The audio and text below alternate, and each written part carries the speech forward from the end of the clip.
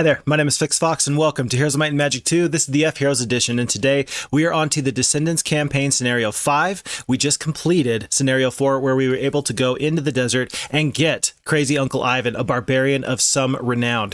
And I'm very excited to see what he can do for us. Sometimes you have the argument of which is better. Do we like the magic better or do we like the might better? And it's really easy to say, yeah, magic is the way to go when you have a chain lightning that absolutely turns the tide of battle in one fell swoop, but we cannot sleep on a hero that has high attack and high defense. And so I'm very excited to see what Crazy Uncle Ivan can do for us here in Scenario 5, the Southern War. With that being said, let's dive into the intro and see what we are facing.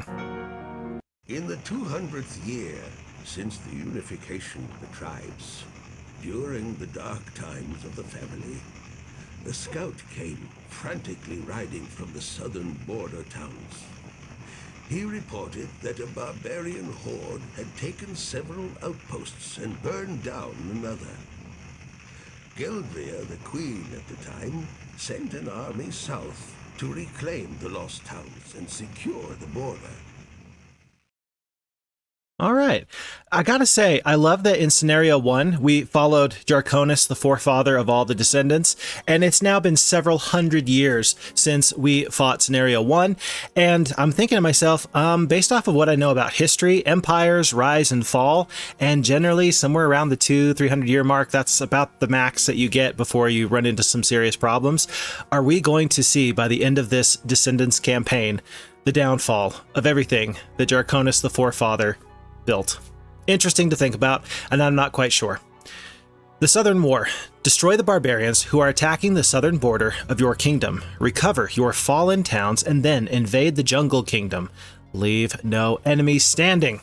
We do have Uncle Ivan as the award here. He can be hired, and then we will have our choice between basic luck, basic leadership, or a spiked shield. I think Uncle Ivan can be hired in this scenario. So this is similar to in the Succession Wars campaign where you have Sister Eliza or Lord Corlegon. You can hire this wonderful hero that starts off fairly well leveled up and maybe has some additional secondary skills. But if we take luck or leadership, I don't think that they are going to go on Uncle Ivan because Uncle Ivan has to be hired in a tavern. So if we want Uncle Ivan to lead our forces, maybe the spiked shield would be the ideal choice. With that being said, though, the dice roll will decide our fate. Let's just take a look and see what we have. We roll a 1. That means that we are going to choose basic luck. Make sure our difficulty is on hard, and folks, let's dive in. The castle of Drakenran in the east has been taken by the barbarians. 2 other towns to the west have also been taken, but the barbarian armies were fairly decimated in the process. Okay, and I think that that's actually not just some fun little flavor text. I think that this has some real tactical input here that we need to pay attention to. So to the east, we have a castle that's been overrun, and then to the west we have towns, 2 towns. That's pretty darn interesting to me, and we'll have to decide, do we go east into the heavily defended castle, or do we go west into the maybe not so defended towns?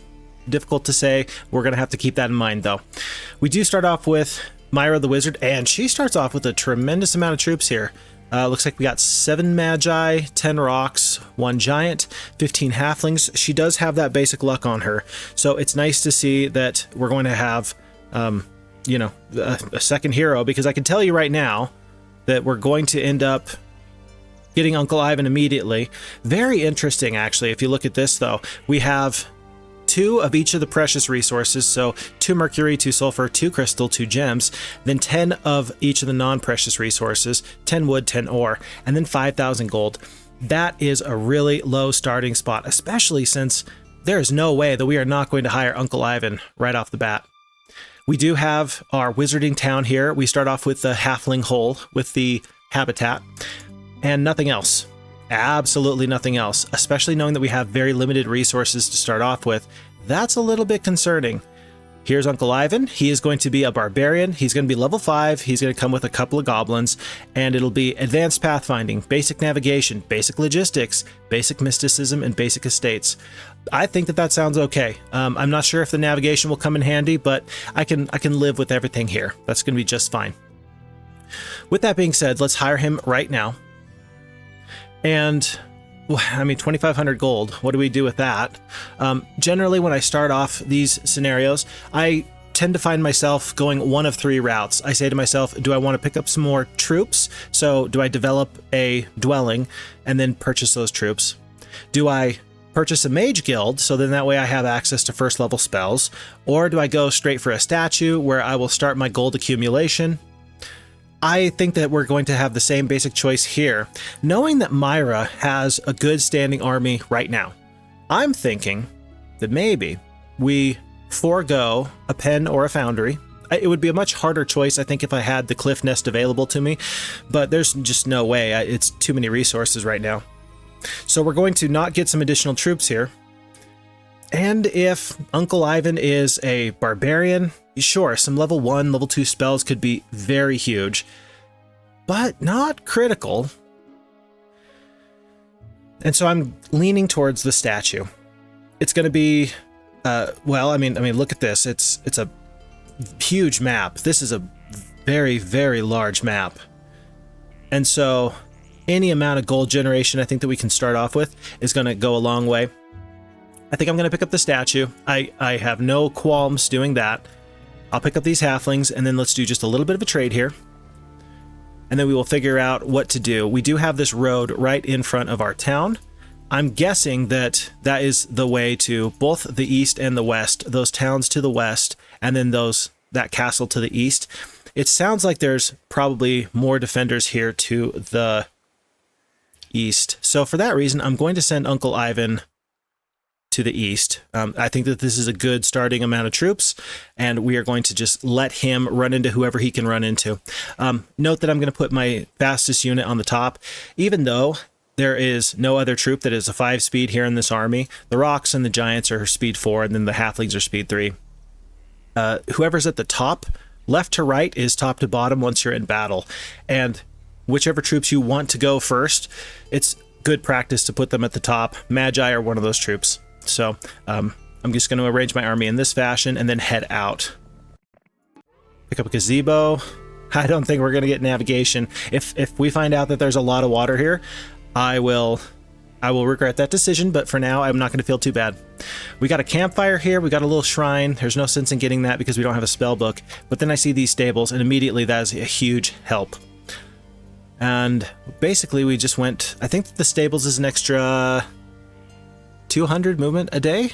I feel like it's about 200 movement a day for the entirety of 1 week. So that feels like a really nice pickup. That feels really, really nice.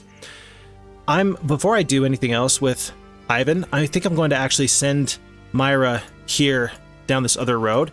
If there's something very important for us to see, I want to know that now. Oh boy, look at these ghosts. Lots of ghosts. I don't want any part of them anytime soon.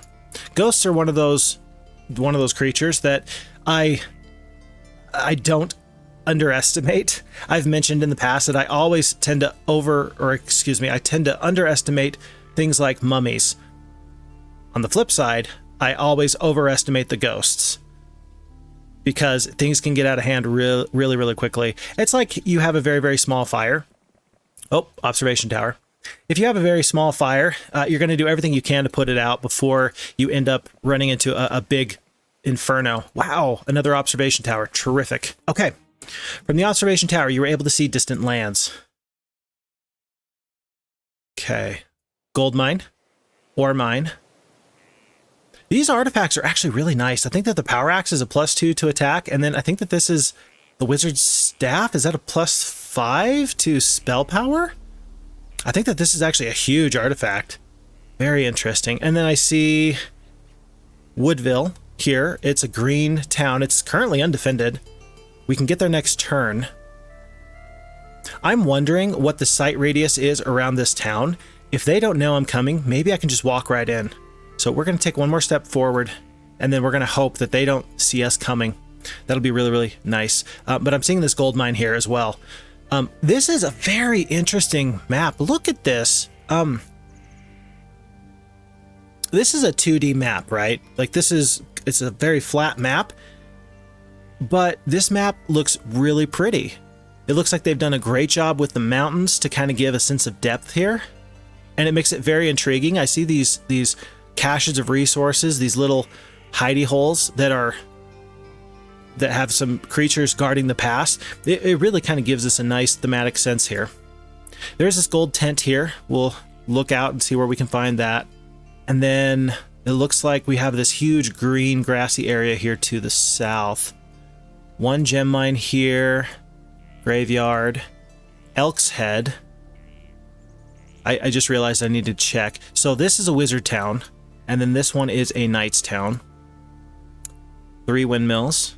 There's a lot of consistent resource generation there. And a mercury. Alchemist lab. Oh, another gem mine. Halfling holes. Okay, there's a lot going on here, and I'm really glad that I sent one hero one way and one hero the other way. That's terrific. Okay, I know we still have Ivan that we need to use. For now, though, I think I'm going to pick up the well. Maybe I should wait. I'll wait on the well, and I'm just going to pick up the pen. It's a low investment. That was kind of the reason I was thinking about picking up the well, is it's only 500 gold, and you're usually eventually going to want it. But the pen is only 800 gold, and you're definitely going to want that at some point. I'm thinking about this, though. We have 2 of each of the precious resources. Well, what's the difference between having 2 and 5? I'm thinking it's kind of going to be here with the foundry, kind of going to be here with the cliff nest, and then it's especially going to be here for the ivory tower. If you are wizards and if you can get your magi before the beginning of week 2, you have a huge advantage because they are such a powerful unit. They are an amazing unit that can carry so many fights for you. And the thing about having only 2 of the precious resources each is that if I find one little clump of resources like you find here, a clump of sulfur, a clump of crystal, it's very likely that you're going to get 3 or more out of that little clump. Campfire, what have you. And so maybe I should try and prioritize one of each. One little clump of gems, one clump of mercury, one clump of crystal and sulfur, and so on. So let's see if we can find a way to make that work. These boars, for example, there could be some opportunity there. That would get us a whole ton of those resources I need. Any other caches of resources? That's pretty much the big one I'm seeing. See some mutant zombies guarding something there. I guess that we have this observation tower here. We should pick this up, and that'll help us make some good decisions. Oh, okay. So there we got, yeah, a little clump of resources, mostly treasure chests, though. This is our ore mine, it looks like. We have one here and then one over here to the west. Okay. And then it looks like none of these clumps of resources have everything that we need. They don't have everything that we want. The big one that's missing is gems, and I see one pile of gems here and no piles of gems anywhere else. I do see right here, aha, look at this. You can see just the little corner of this castle. It looks like it's not another wizard town. It looks like it is a knight town, but that's great information to have. It's green, and so green has control of Woodville. Green has control of this town, this castle, excuse me. If I can, let's find some gems, and then let's figure out what to do here. I do need my sawmill, though. I don't see a sawmill. I have not seen a sawmill yet. Here, I'm going to go to V for View World. This is a time where just having a bigger view can help out a lot. Ore, gold, ore, sulfur, gems, mercury. So no crystal mine yet. And no sawmill. Wow, and that's a huge area. Okay. Well, Myra's job is going to be to try and take this town and then see if she can find a sawmill. Okay, otherwise, let's head this way. Maybe in week 1, I should get this castle here. Even if... Oh, there's Joe Josh the Barbarian. Even if you get a castle and it's not very, very nice, it's simply a castle, that's essentially getting a free gold mine. I shouldn't say free because we don't know how many defenders there are, but it is a possibility of you getting... Oh, it's undefended because I can walk right in. Look at this. I can walk right into this town. It's the difference between 250 gold for a town versus 1,000 gold for a castle. That is essentially a free gold mine. Joe Josh has just base level troops. Problem is Myra has even worse base level troops. Huh. I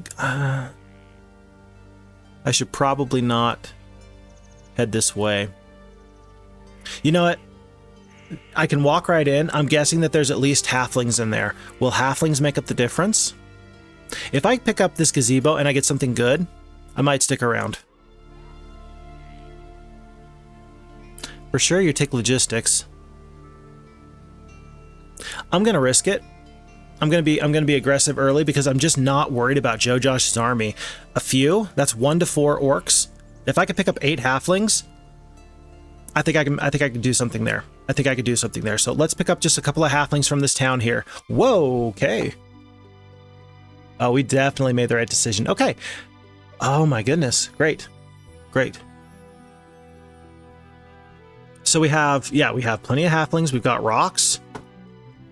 And that should be plenty. That should be everything we need to purchase out. This town may not be upgraded to a castle, but it comes with a statue. It comes with a library and a mage guild. This is a good little town. I like this. I'm not going to pick up anything else. I only have 550 gold left, but let's prepare for war this way. I'm not going to leave. Well, I don't have any more movement points, so that answers that question about whether I leave or not. And now let's get the well here because it's the cheapest thing we have, and we are officially out of gold. We are officially out of resources, and we are on to the next day. I do not want the enemy to backdoor me, but all of a sudden, it feels like I'm fighting a war on 2 fronts. I'm guessing that there's a hero for green here, and we just don't know it yet. There are some defenders in this town. There were all these troops that were not purchased here. There is no guarantee. There is no guarantee that there's not some heavy hitters there. For that reason, I'm gonna pick up the Thieves Guild. I need to know if I'm walking into a trap. Ivan, if I lose him, is not a loss condition, but it will absolutely set me back. I don't really have a spare 2,500 gold right now. It'll be a huge loss my early game. Interesting to note that we have green, red, and yellow. It looks like barbarians, knights, and barbarians. I have the least amount of heroes with 2. Me and yellow both have 1 castle, but it's impossible to say if green and red have 2 or more. And then as far as towns go, even with my 1 town, I'm still second. I'm tied with red. Not a lot of information there, but why did I get the Thieves Guild? A thing that I had to learn is that the Thieves Guild provides information on enemy players, like we just saw, but it also provides scouting information on enemy towns. And that's why I just did what I did. Is so that way I can just check and see. Oh, it's just peasants. We are fine. Let's go right into the teeth of these peasants and just fight this fight. Really, it seems strange that to kill 38 peasants, I get 515 experience, but I will take 515 experience every time. Without walking into the town, let's just see what's here. This has a mage guild, so we're going to step in. We're going to step in. Yes, it's bless, view resources, and dispel, but if I come across shrines, like, let's see, right here, Shrine of the First Circle, if I pick up some of these extra shrines once I have a spell book, I can do okay with that. I can do just fine. In fact, since I have no real spells to cast at this moment, let's just cast view resources just to see what's here. Okay, so starting off kind of at the bottom area. Lots of resources in the darkness. Pretty large clumps throughout. Big cache of resources to the west. I'm really looking for something that has a whole ton of gems, though. I'll tell you right now, it feels like I've only seen this one little patch of gems here, and one little patch of gems here. But they're really far away to get. If I can really focus in hard and get my Magi, though, I'll be feeling pretty good. I'll be feeling very good. This is interesting that I didn't really note before. 1, 2, 3 windmills. 1, 2, 3 windmills. This kind of center area, it might be a smart idea to get a hero through. Pack of Minotaur Kings. That's some pretty heavy defenders. Probably not that. Griffins are pretty tough too. But just try to get into the center, just because this is so many, really free resources, unless you run into an enemy hero. I'm a little concerned. What do I do with Ivan at this point? We do have a marketplace. We do have peasants. It's usually a bad idea, in my opinion, to try and build up 2 towns at once. Thankfully, our little town here cannot be upgraded to a castle, so that takes some of the decision-making process out of my hands. But do I try and build up this town? I'm thinking probably not, especially since I don't have my sawmill and I don't have my ore pit. I literally have no income other than my gold right now, and I need to change that immediately. I really do. I really do. So with Myra, I don't want the enemy to backdoor and then take my town out from under me. Do I push up on this road? Joe Josh seemed pretty easy, but I don't want to run into some other problems. I definitely cannot beat lots of air elementals. With a couple of rocks, I can maybe do something against a pack of Grand Elves, but I'm going to take some heavy losses to pick up that ore mine. Maybe, though. Tell you what if, I'm having a thought here, what if I send Myra up here to go get these sprites at this tree city, since I got tons of gold and any additional flyers, it can help me roll through these Grand Elves. It'll let me think about maybe trying to fight that for that gold mine. Let's do that.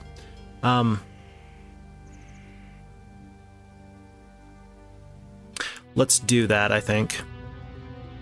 And now I'm thinking about defenders, because if I take troops there, then surely I'm not going to have any defenders, and then I leave myself vulnerable to attack. I know that Joe Josh is only 1 week away. I want to trend this way, but I think I need to go down the road here because there's just too much fog of war. There's just too much uncertainty, and even though I know that I'm putting Myra potentially in a dangerous situation, I just have to know. There's another ore mine here. Actually, that ore mine looks a lot better. That ore mine looks a lot better than this one. I would much rather go up against rangers than elves. So that's looking pretty good for me. For Barbarian, a little bit of spell power goes a long, long way. Those standing stones are a welcome sight. We had noticed that there were patches of gems over here. There's this one patch of gems there. There's this patch of resources here. There's a lot going on this map, and I feel like, I know that I'm doing a lot of analysis and I'm not doing a lot of playing. It's day 4, and we're a couple, 15 minutes into this video already. But I'm having, there's a lot of choices to make here, and I'm struggling to kind of encompass all of it and then boil it down to really figure out what is the best choice. In the same way that the AI has a priority system, like with a weighted number system, I kind of use my brain in that way here to say, okay, what's my priority? And my priority has been, well, let's get the Magi, or at least the Magi. But now I'm saying to myself, yeah, that's my goal, but there's no easy way of doing that. There's no cache of resources where I can get all the necessary resources before day 7 of this week. And so I'm probably not going to get my Magi. Okay, so then that pushes that priority down the list, because then I just have to get it before day 7 of week 2. And if that's the case, then what becomes my new priorities? Well, probably getting an ore pit and a sawmill. This ore mine is very close and probably more easily defended than this one. The fact of the matter is that just with 2 heroes, that's just not enough. I've got way too much ground that I need to cover. And thankfully, I do have pretty good gold generation, 3,100 gold per day. I think that we're going to have to hire as many heroes as possible, and we're actually going to have to split our troops. I like to have usually one hero that's just really awesome and can run over anybody that we come up against. I think that that's the wrong decision on this map, because there's just so much I need to do. There's just so much I need to clear out. There's so much I need to clear out. And it's things like a pack of boars. Yeah, a hero with like the giant. One giant can clear out a pack of boars, but it takes me so long to get out of my way to do that. The only reason why I need troops here on Ivan at this moment is because if there's an enemy green player here in the darkness, I need to know. And so we need to kind of walk on this road, get as far as we can. There's an observation tower here, and this makes my job so much easier. There's not a green player over here. Look at this. Sawmill. There's a sawmill. There's a sawmill. And a pouch of gold. That's an extra 500 gold from that one artifact. Gold barrier. Did we see a gold tent somewhere? I think we did. There's the gold tent. Okay, but here's those gems I'd mentioned. There were some gems there. Sulfur, crystal, gems, but there's no mercury in here. Wow. There's just no patch that meets all of my needs. There's an ore mine though. Tell you what, let's not try and get the Magi week 1 though. Let's focus on our sawmill. Let's focus on our ore mines, and let's build a base of operations, and then let's start buying heroes as quickly as possible. We've already built this turn in our wizarding town. I'm not going to build up this knight faction town. There's just no point in my mind at this point. I will go broke before I'm able to do that, especially since I need to purchase heroes, and then we are going to just kind of go from there. We've got a plan, folks. Okay. Whoa. That took a lot of brain power. I did not love that whole process. Actually, I kind of enjoyed it, but it wasn't fun or easy. I may not be able to fight this fight any better. Let's find out though. 9 halflings is a lot, but it feels like a lot, mostly just because we have so few troops. I think I'd rather take out one whole stack of rangers with the cold ray than do a blind. It's 40 damage. That takes out a lot of my troubles here. And let's attack the biggest stacks. Even though this stack is going to be the one that retaliates first, that just means I'm going to bring down this stack of rangers first. It looks like this stack of rangers is going to go, and then these ones. So we actually won't lose any halflings at all.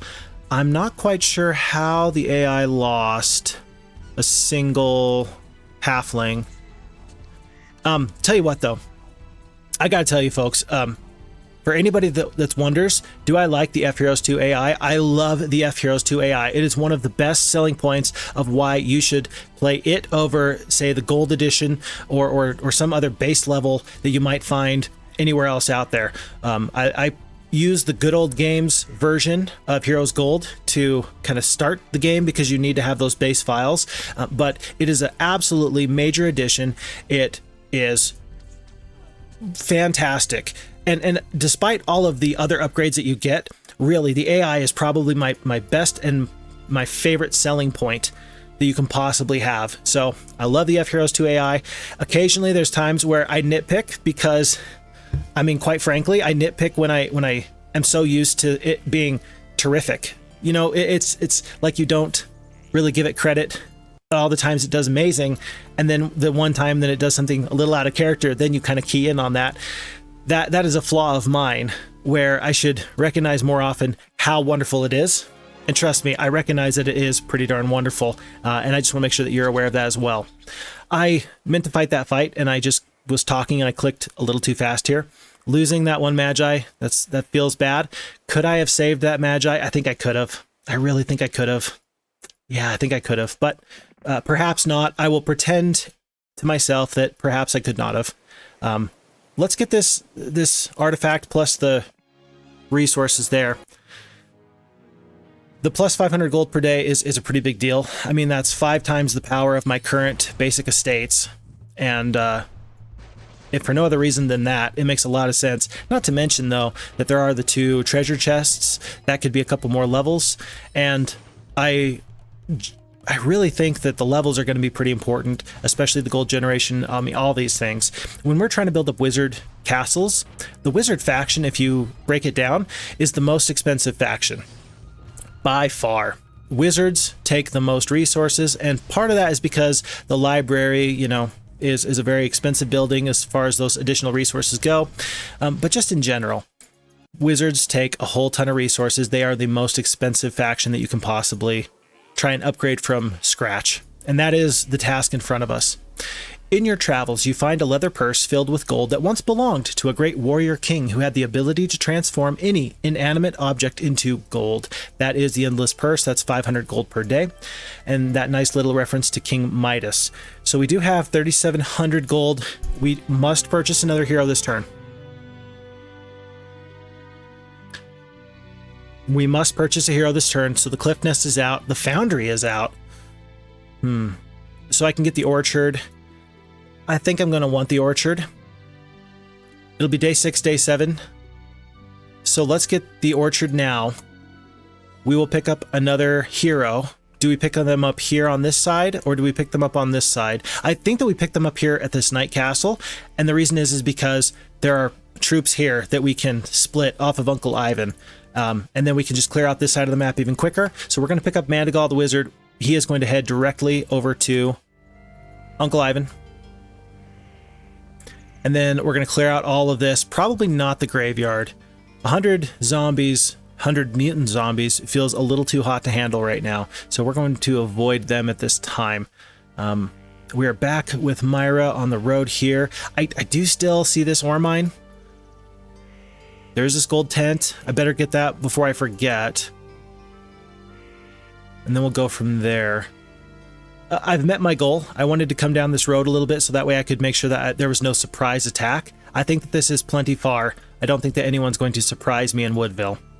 And that's just fine for me. We are going to take... I'm going to take the 2,000 gold. I'm going to take the gold so that way I can pump out another hero. It's more valuable right now to get as many heroes as possible. I love experience. I think that now is not the time for experience. Or if it is, I think that there's other things that we can do. No losses there, no problems there.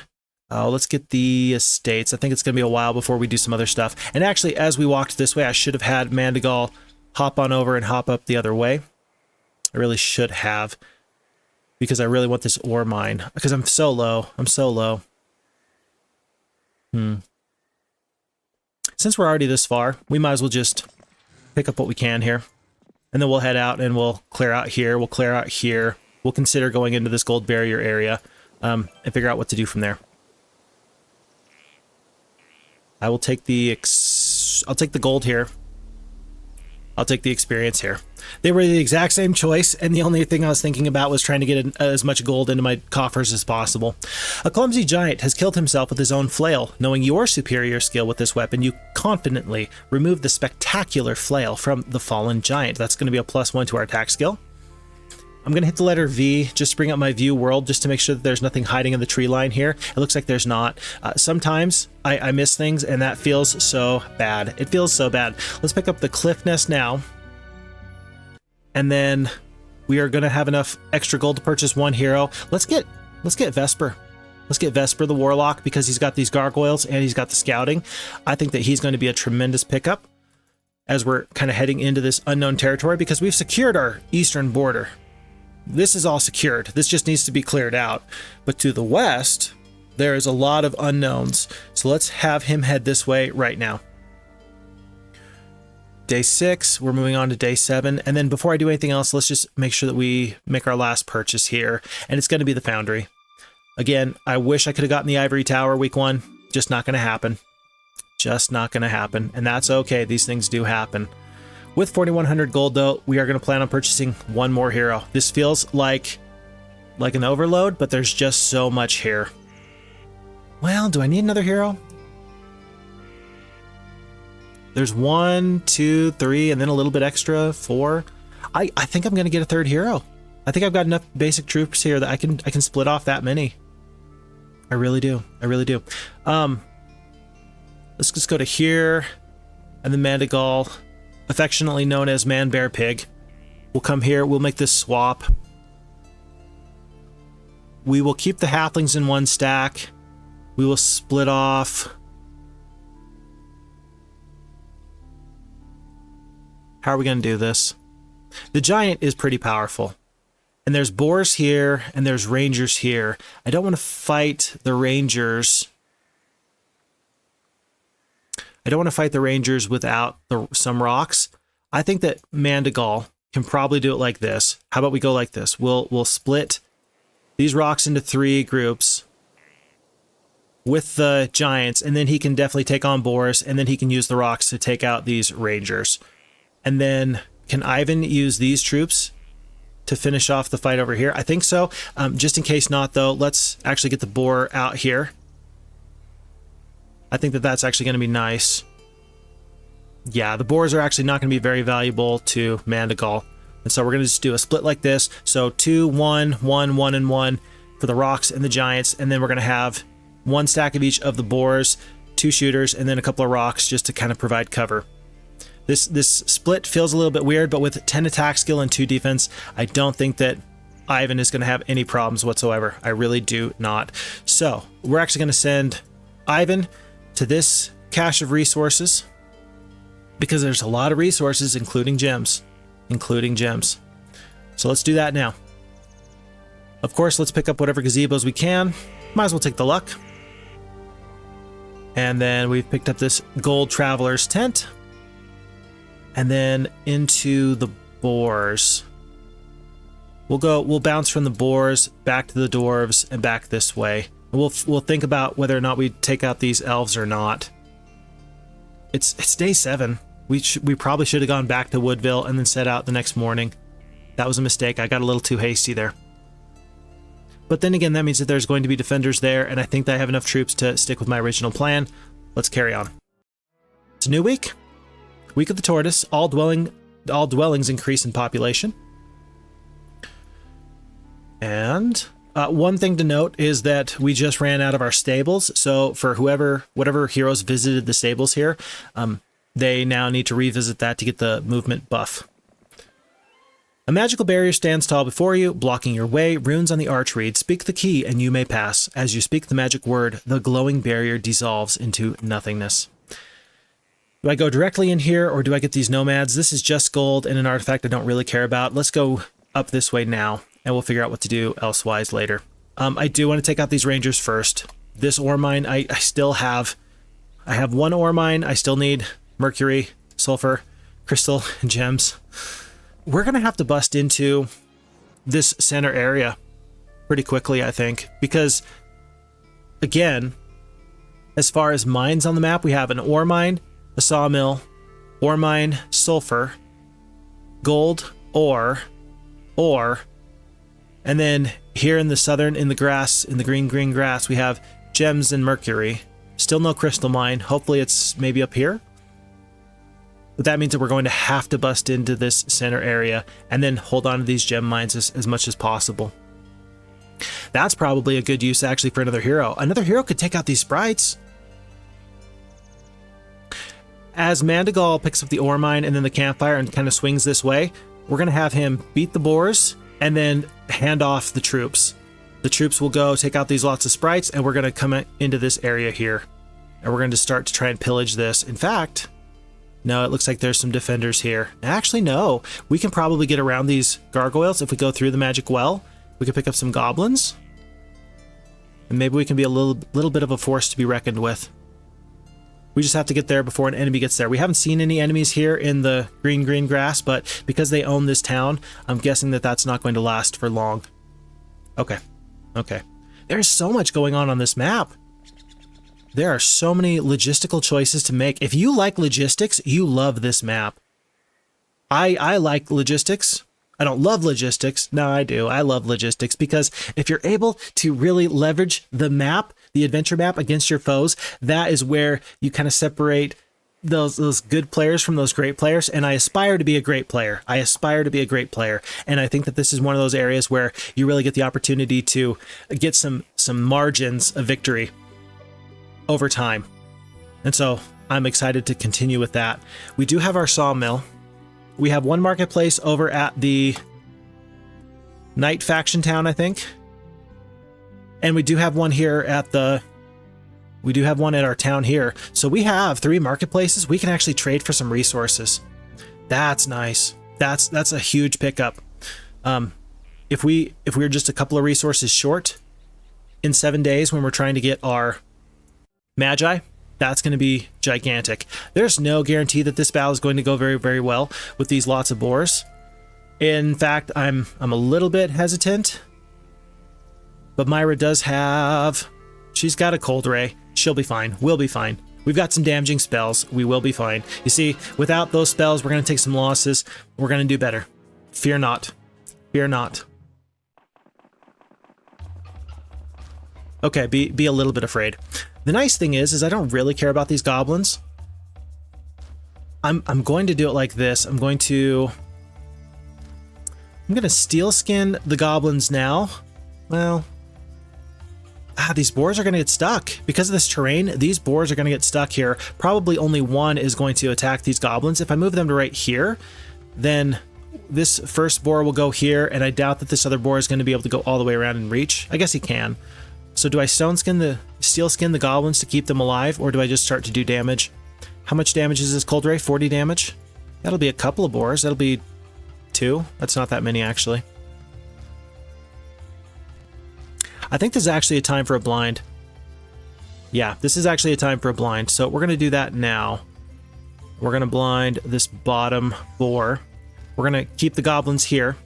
And then we're going to get all of the rocks up into this part of the terrain and try and separate these fights as much as possible. These goblins are just going to be a little bit of fodder, but I'd much rather keep rocks than goblins. I'm okay with that. And I am going to attack and take the retaliation. Sometimes you'll see me not attack just because I don't want to take the retaliation. This is not one of those times. I think I'll be just fine taking that retaliation. This one boar is still alive. We're going to kill him with my next retaliation. Otherwise, we're going to use the halflings to try and slow things down. Wow, does Myra only have 2 spell power? 2 spell power. So that blind wore off. It was still a good blind. I'm still just fine with that blind. We're going to blind one more time. And again, just try and keep these fights in a nice, chill way. Let's see if we can save these rocks. There's 2 hit points left on this top stack of rocks. And then just kind of juggle our damage. That's 16 damage on the retaliation. But with everybody else kind of crowding in, 15 hit points left, I think we're going to be just okay, just fine. Keep these rocks out of the fight. We might as well pull this one rock off.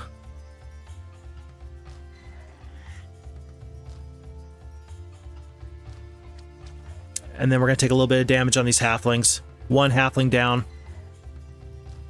And then the goblins are going to help support. And eventually we're going to have... Well, we're going to do it right now. We're going to kind of move in this direction. 22 hit points there, 15 hit points there. These boars have not been attacked yet, so they are going to retaliate. It's going to hurt. Now is probably a time where I just wait and I let my shooters do some shooting. I guess we got one more cold ray. Let's waste the last of our spell points. And we're just trying to save all of these troops as much as possible. And we have. So that was very successful. 1 halfling, 16 goblins is way better than losing, what, 3, 4 rocks? I like the way that fight went. And now we have some really, really nice reinforcements from the Tree City. Depending on how many sprites are here, depending on, you know, how these resource collection goes, this could have been a very key moment. A very key moment. Some of the sprites living in the Tree City are willing to join your army for a price. Do you want to recruit sprites? I do. I have lots of gold. Oh yeah, 51 sprites. You better believe I'm taking that. And we are going to take the time to clear out everything here. I should have walked through the Tree City just to save 1 step out of the way. And hold on. We'll come back this way, but there's gems here. If I get these gems, I'm going to be able to get my wonderful, awesome magi. This is feeling pretty good. This is feeling really good. Okay. We're going to get how far next turn? We're going to get this far. We're going to purchase that 5th hero that we were talking about. He's going to be sitting right here, he or she. And so that way, Mandigal is going to come all the way here. And then this person who is already sitting here is going to take the troops, go down, come back before Mandigal then fights these boars. We're having to look just 1 turn into the future, but it's working out pretty well. It doesn't matter really who we take here. It does in the sense that there's more peasants here. But if you are splitting hairs and talking about the difference between 50 and 31 peasants, you are an absolute miser. Guilty as charged. Okay. So we'll sit here, we'll wait, and then we will do our split. And we're probably going to do a full team swap just to save on the morale bonus because, heck, I just don't want to give the sprites any breathing room. This might be a loss on Vesper, but I don't see really what else he can do. Not at the moment. We've got troops in this hometown, though, don't we? You know what? There's this group of resources here. There's these elves here. I originally thought, okay, Vesper is just here to kind of go into the wilds and make sure that there's no problems. I miscalculated. He needs to stay alive. He needs to go back, and then he's actually going to clear out some of these easy pickings. Having that 5th hero to do that is actually pretty darn big. We have 8,100 gold. We're still going to need a mage guild before we are able to purchase the ivory tower. And now I'm starting to think, well, do we focus on getting an armory, an archery range? I think that we do get the archery range right now. It's only 1,000 gold. But I'm still going to be very hesitant knowing I only have one sawmill. Insofar as how much do I try and upgrade the second town? It might be a big deal. It might be a big deal. I won't know until it's too late, I fear. Joe Josh is back. He looks like he probably found his own tree city. Lots of sprites is not a small thing. So I need to be able to get back to this town fairly quickly. But I want to get this sulfur because who knows when I'm going to come back for it.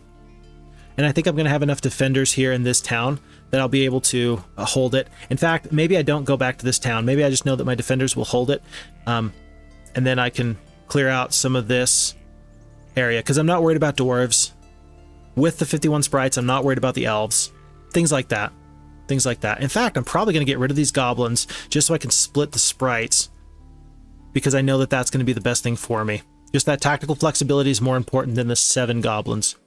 The vision spell. You come across an ornate shrine attended by a group of rotund friars. In exchange for your protection, they agree to teach you the spell Visions. So if I am wondering, hey, can I fight this fight or not, the vision spell can be useful for me. Okay, 3 gems. That's all we needed. That's all we needed. It's not a lot, but that's all we needed to get to 5. And now immediately, I'm feeling pretty good. A week 2 Magi, or week 2 Ivory Tower is about average. About average with a lot of concerted effort, I would say. But we've really had to, I mean, it took us 5 heroes when usually I run 2. So I don't want to say it was nothing. Let's just split these troops. Again, we're going to have all these troops over this way. 1, 2, 3, 4. Split off all these rocks. And now Lord Kilburn. I think he can get here and I think he can get back. He'll have 1,200 movement points at the start of next turn. And he just needs to go there, go back, and then carry on. Vesper, we're going to continue with the plan that we always should have had.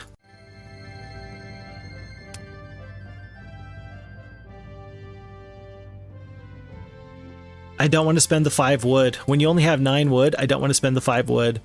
I know that there's, you know, little piles of wood everywhere, but I'm just a little hesitant. Oh, you're going to have to get it. Let's get the tavern. Let's get the tavern. And then Joe Josh has taken our ore mine. We've dropped from 2 to 1.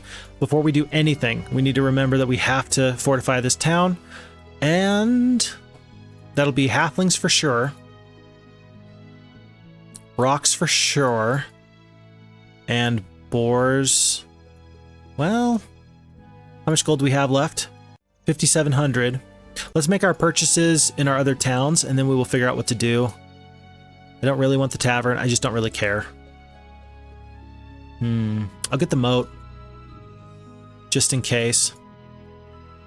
And then I will consider blacksmith, armory. Let's just pick up the well here. And so we're actually going to have plenty of gold to fill out the rest of this town.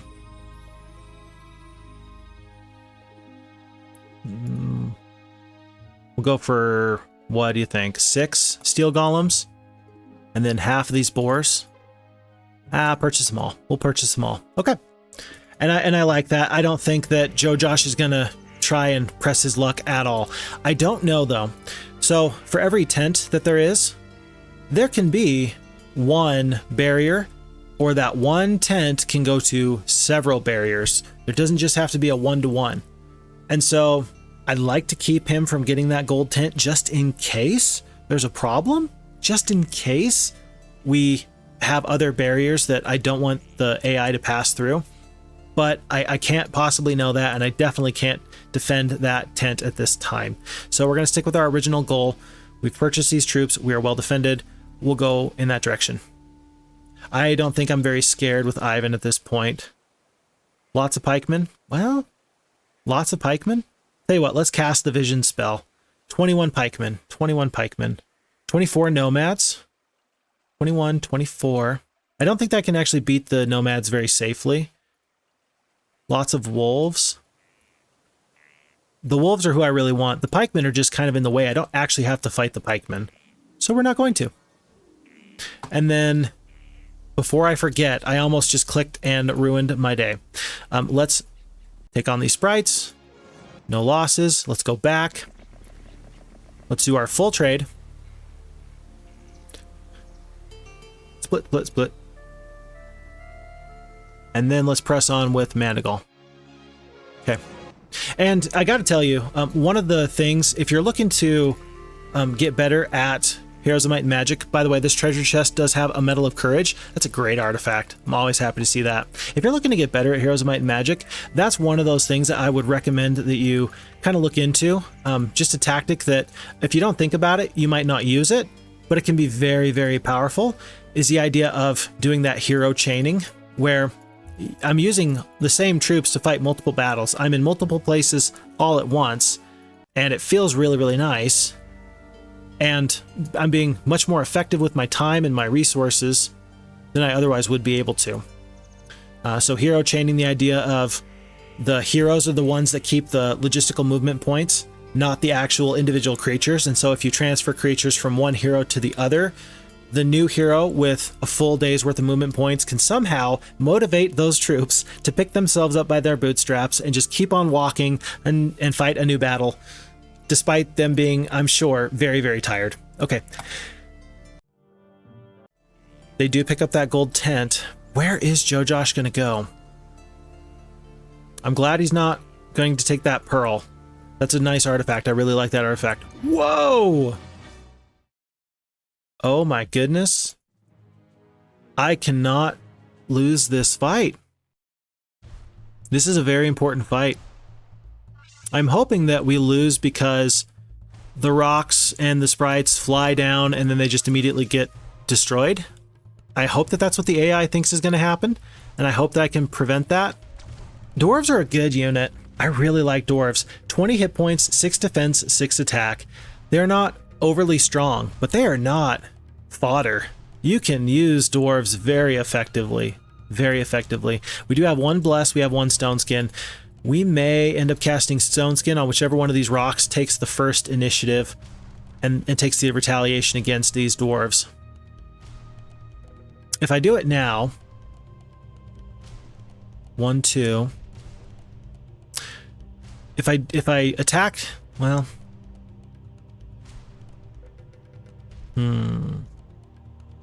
maybe I can actually divide this fight up. So their dwarves have yet to go.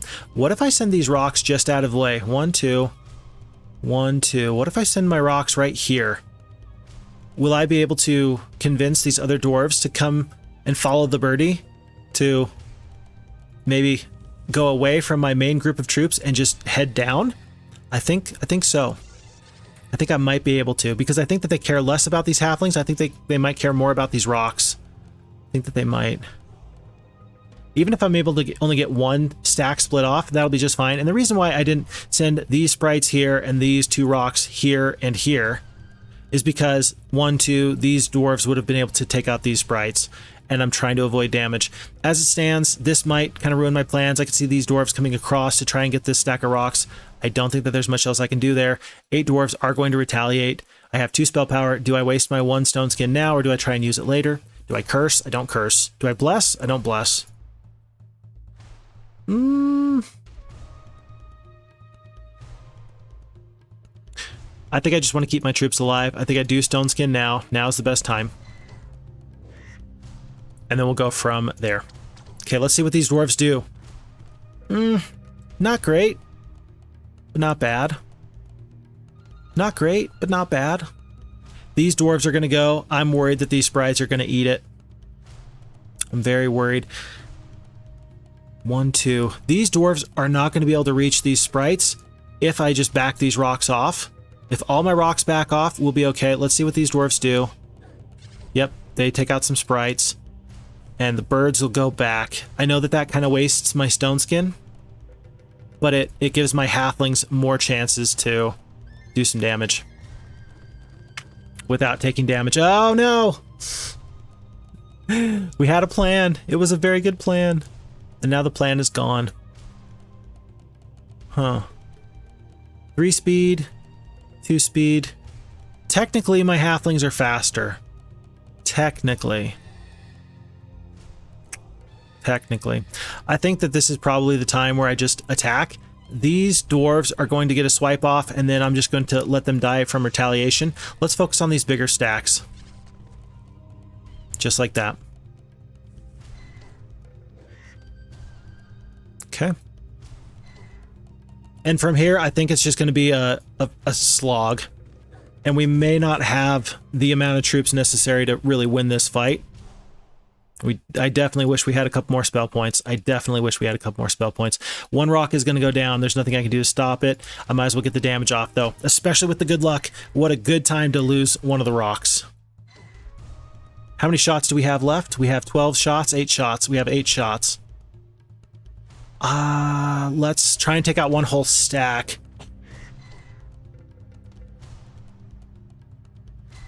One more dwarf there. I'm guessing that we're going to lose one rock on the retaliation here, and I just don't think there's anything I can do. Sure there is. If I fly away, then I can get some shots off with the halflings, and then the dwarves will have to kind of march down the field. Well, but they're going to get a shot off on these rocks. We're going to take damage anyway. Let's just kind of fight it out. 13 hit points, 40 hit points. We're probably going to lose one more rock right here, but we need the damage. And this is a very important point to consider, is attacking with less troops, right? If you don't... Wow, look at that! Did you see that? Folks, there is a pot of gold at the end of the rainbow. Good luck back to back. I need to find out what the odds are, but with good luck... to get good luck back to back, what are the odds? What's the chances of that?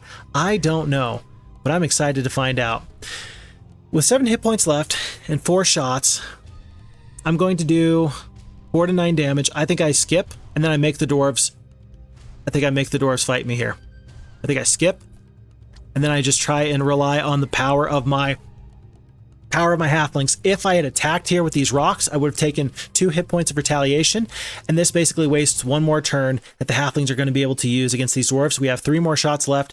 The margins on this fight were very close, but we're going to come out on top, and then we're going to run away and be very, very happy that we win this fight. Oh my goodness, folks!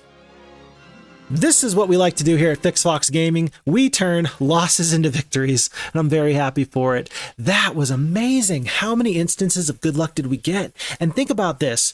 When we had the original bonus at the very beginning of this game, and we had the choice between leadership, luck, and having the spiked shield, we absolutely won this fight because of the bonus we picked. That was the basic luck on Myra coming through so clutch. Huge, amazing. Wow. Put that down as one of my top 5 favorite fights that I've ever fought, right? There are some fights, I remember 2 or 3 fights that I say to myself, wow, that was one of the worst fights I've ever taken. And then I remember a couple of these fights that I'm saying, that was tremendous. This is one of those fights. I am elated. I'm excited. I am pumped up. I am ready to go. Let's take the advanced logistics. And then even though we only have 11 halflings here, I kind of feel like we want to press into this territory just to see what's here. And that tells us everything I need to know. We are going to escape before we get clobbered by Joe Josh. And that's going to be because Vesper is going to come back. I know I said I was going to use Vesper to kind of clear out this area. Let's just make sure that we put an end to Joe Josh's shenanigans. And then we will go from there. I'm feeling good. That feels really, really nice. We're out of gold. So this army is going to have to suffice. Will that work? Will that work? Absolutely, that'll work. And maybe we'll even pick up some more troops. Maybe, I'm not sure. This fight is not going to be as exciting as the last one, but there's still a little bit we can maybe do to turn things in our direction. I'm actually going to use the boars to try and really make this fight go my way. 6 speed creatures, and these wolves are just barely staying out of way. I don't love that decision. I don't love that decision. Especially when I got all of these shooters, they're just going to bring you down. 1, 2, 3, 4, 5, 6. Yeah, these wolves are not going to be able to reach me next turn. So we're going to get a whole extra round of combat, one extra barrage with my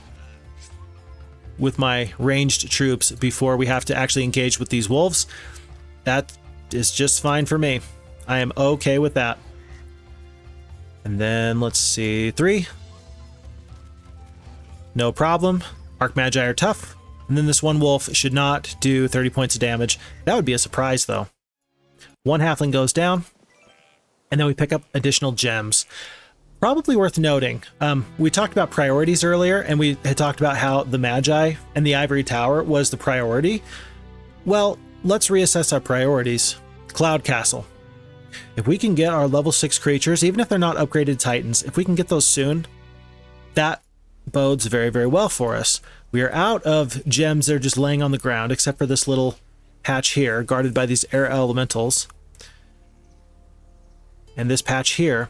But what that means is that we probably need to prioritize getting into the center as soon as possible. And again, these windmills, I know that we have a plan here with Lord Kilburn. I am excited to make that a reality as soon as possible. As soon as possible. Otherwise, we continue to just clear out these resources. Did we pick up some gold there? We did. So let's just make sure we have whatever troops else I'd like. We didn't pick up a lot of gold. We'll just pick up that one extra rock. And then with the Mage Guild spells, we should be able just fine. And we will take out Joe Josh. We will see where he goes. We will track him down. And we will put an end to his villainy. Alrighty. I'm feeling pretty good. This town, I'd like to build something, but I just don't have the gold for it. Ooh. I'm so glad that Joe Josh did not get that observation tower. In the old Heroes of Might and Magic 2, for anyone who's wondering, the AI absolutely cheated.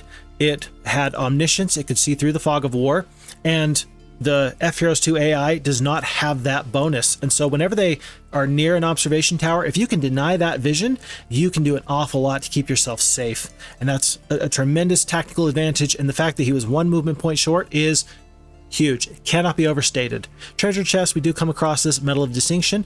We're going to have a lot of good morale because this is the second one of these that we have found. The second one of these, how do I put it?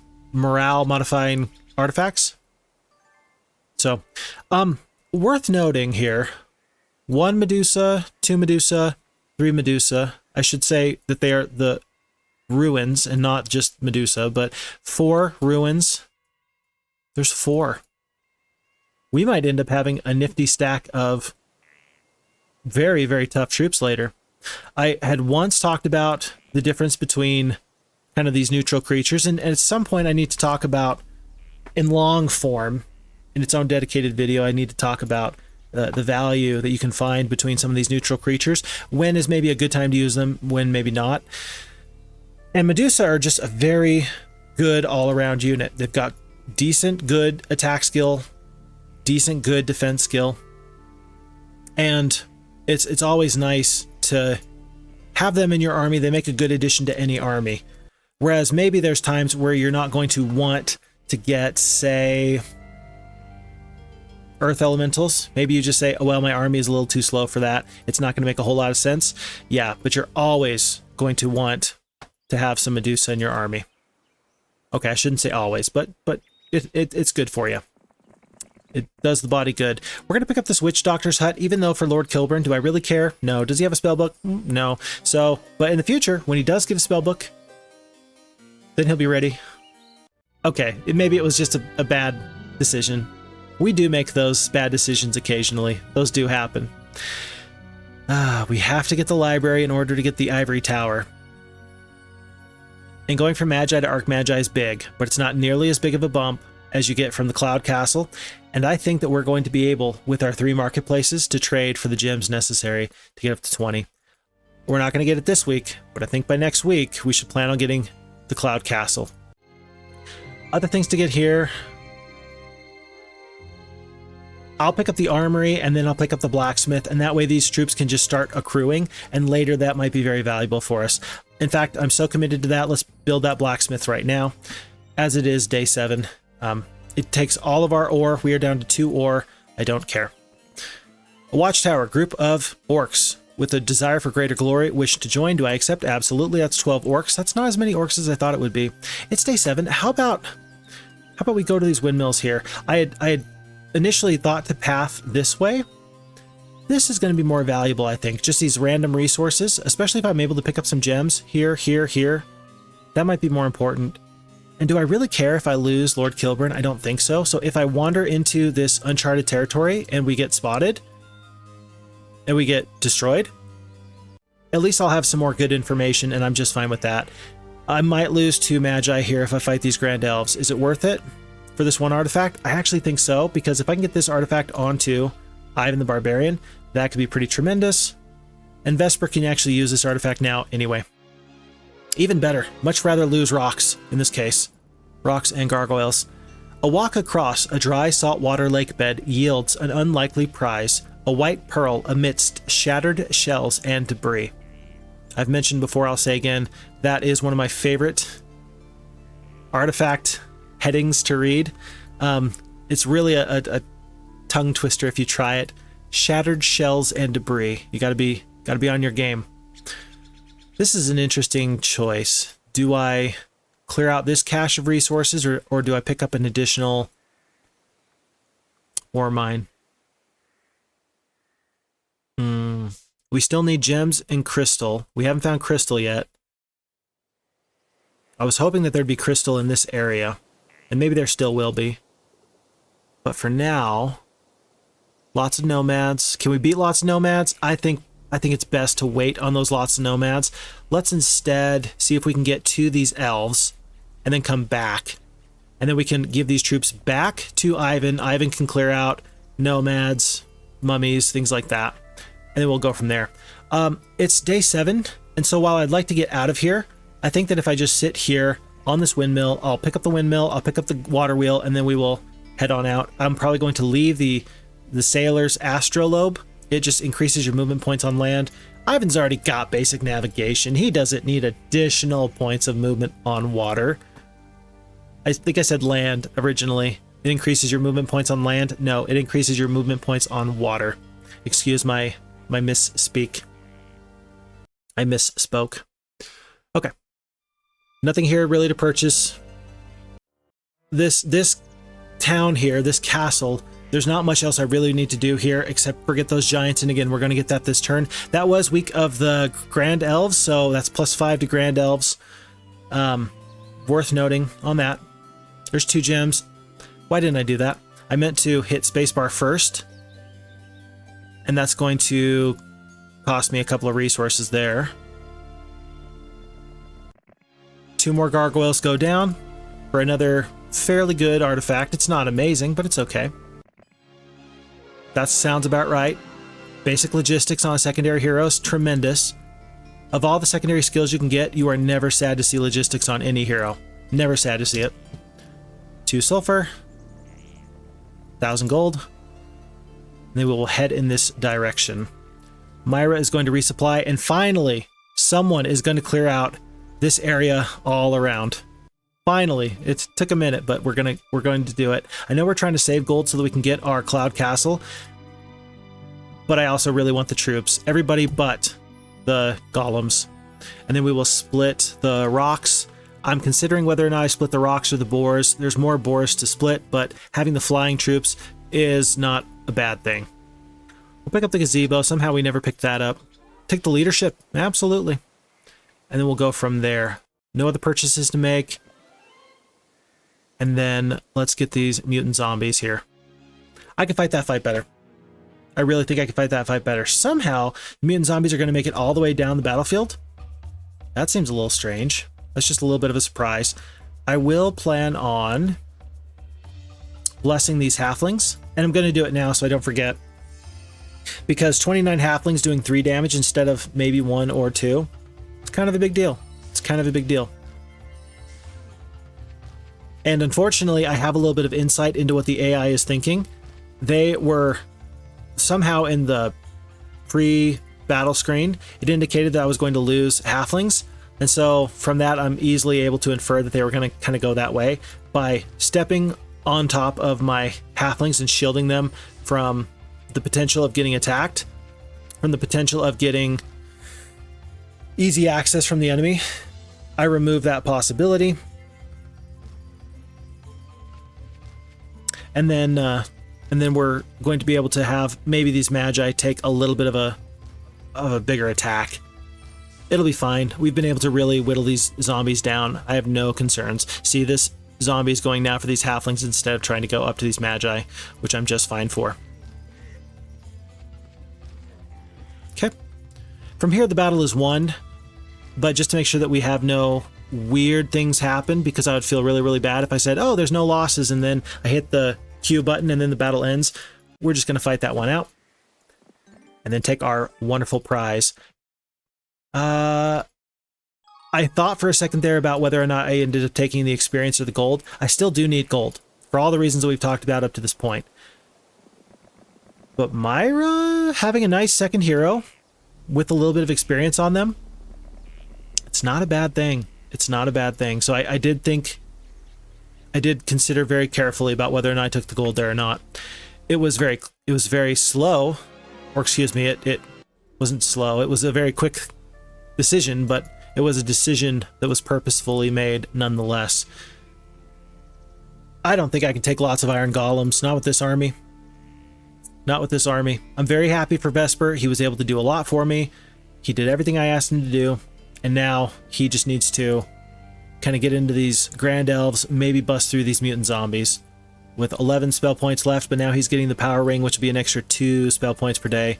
He's doing everything he needs to do. Let's actually take a quick look at our kingdom interview and just see. Mandigal's got the Medal of Courage for the +1.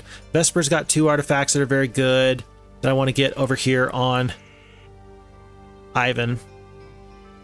So our artifacts are spread out a little bit. At some point, we're going to need to consolidate in that regard. But otherwise, we are really, really splitting our troops effectively, I think.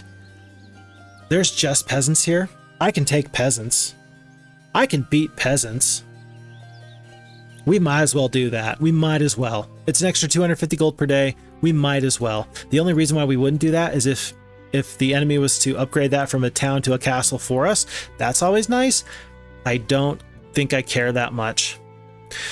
We're going to forego the library and the ivory tower in favor of the cloud castle. We're going to forego the mage guild in favor of the cloud castle. We're going to get the cloud castle this week. No exceptions. Otherwise, I'm excited to kind of get these halflings. The halflings are not going to be very useful when it comes to, say, fighting ghosts, but they can be a tremendous stack of creatures for us. Let's make sure that we split these troops appropriately, because Mandigal has done a great job for us. Appreciate his service. Let's go to here, and will he be able to reach? He'll be able to go that far. And then we just trade off these troops.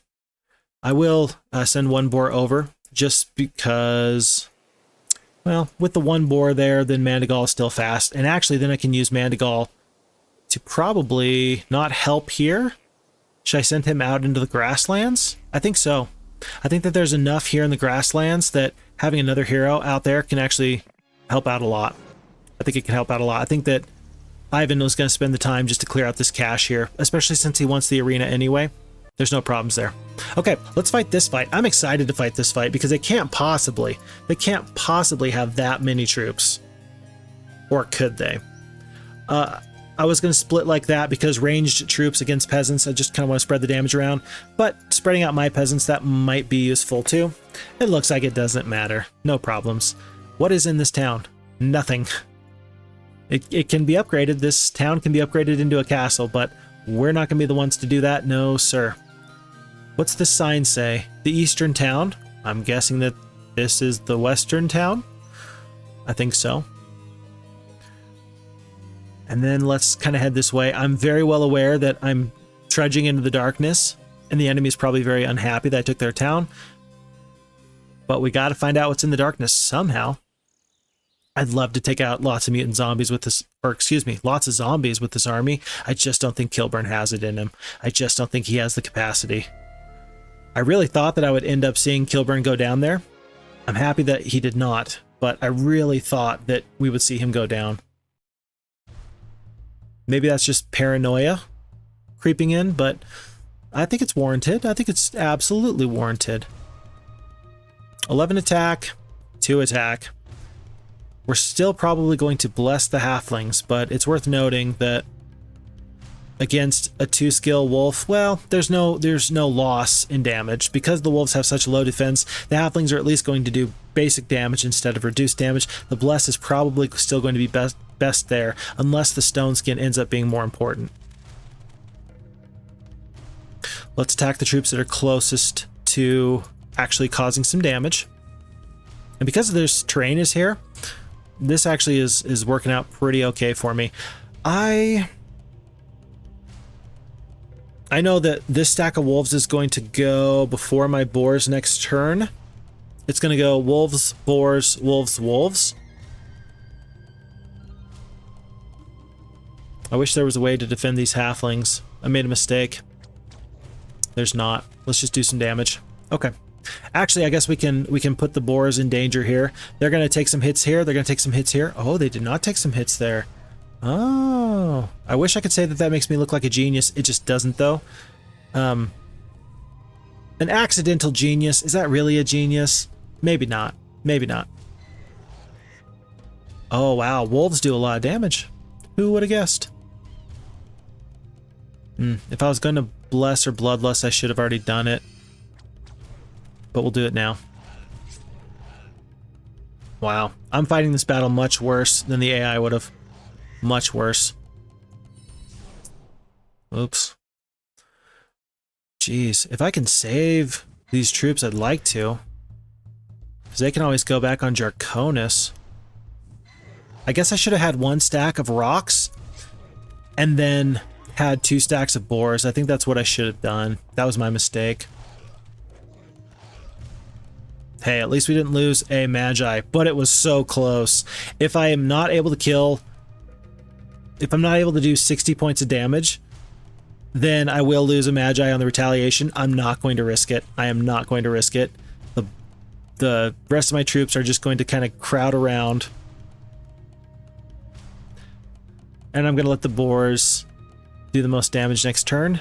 No, the wolves are going to get to go once. I'm going to have to lose 1 more rock. But we don't lose a Magi, and that's just fine. Wow. Wolves are a tough unit. If you can overwhelm them, you're fine. But if you're not able to overwhelm them, they will do a bunch of damage. But we go from like 7 halflings up to 61, from 61 up to 112. That's an army that can probably... Maybe it can beat Minotaur Kings?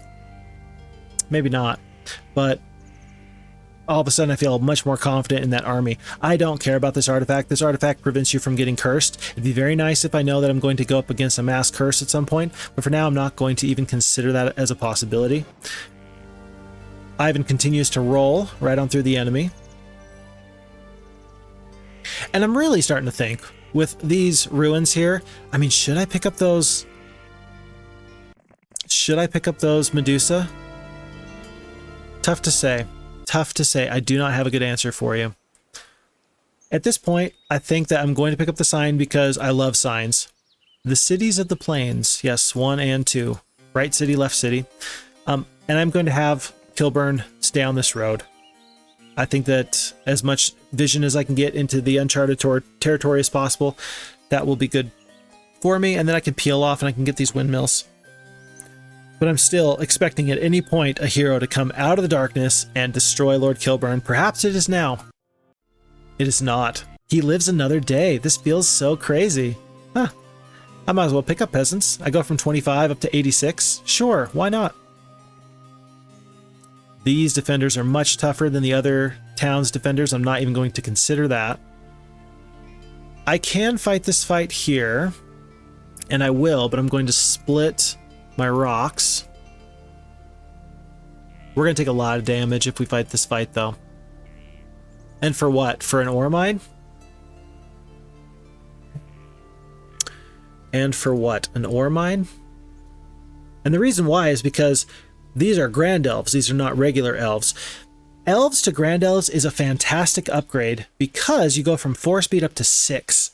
From 4 to 6 speed. 6 speed puts you in this certain tier of speed where that makes you very difficult to deal with unless you have the appropriate tools. It's not elite. The elite speed bracket is 7 speed, and there's only 2 troops that have the 7 speed. But 6 speed makes you very difficult to deal with, especially when you know that every single one of my troops here in this army is 5 speed or lower. That means that you will take damage from these grand elves.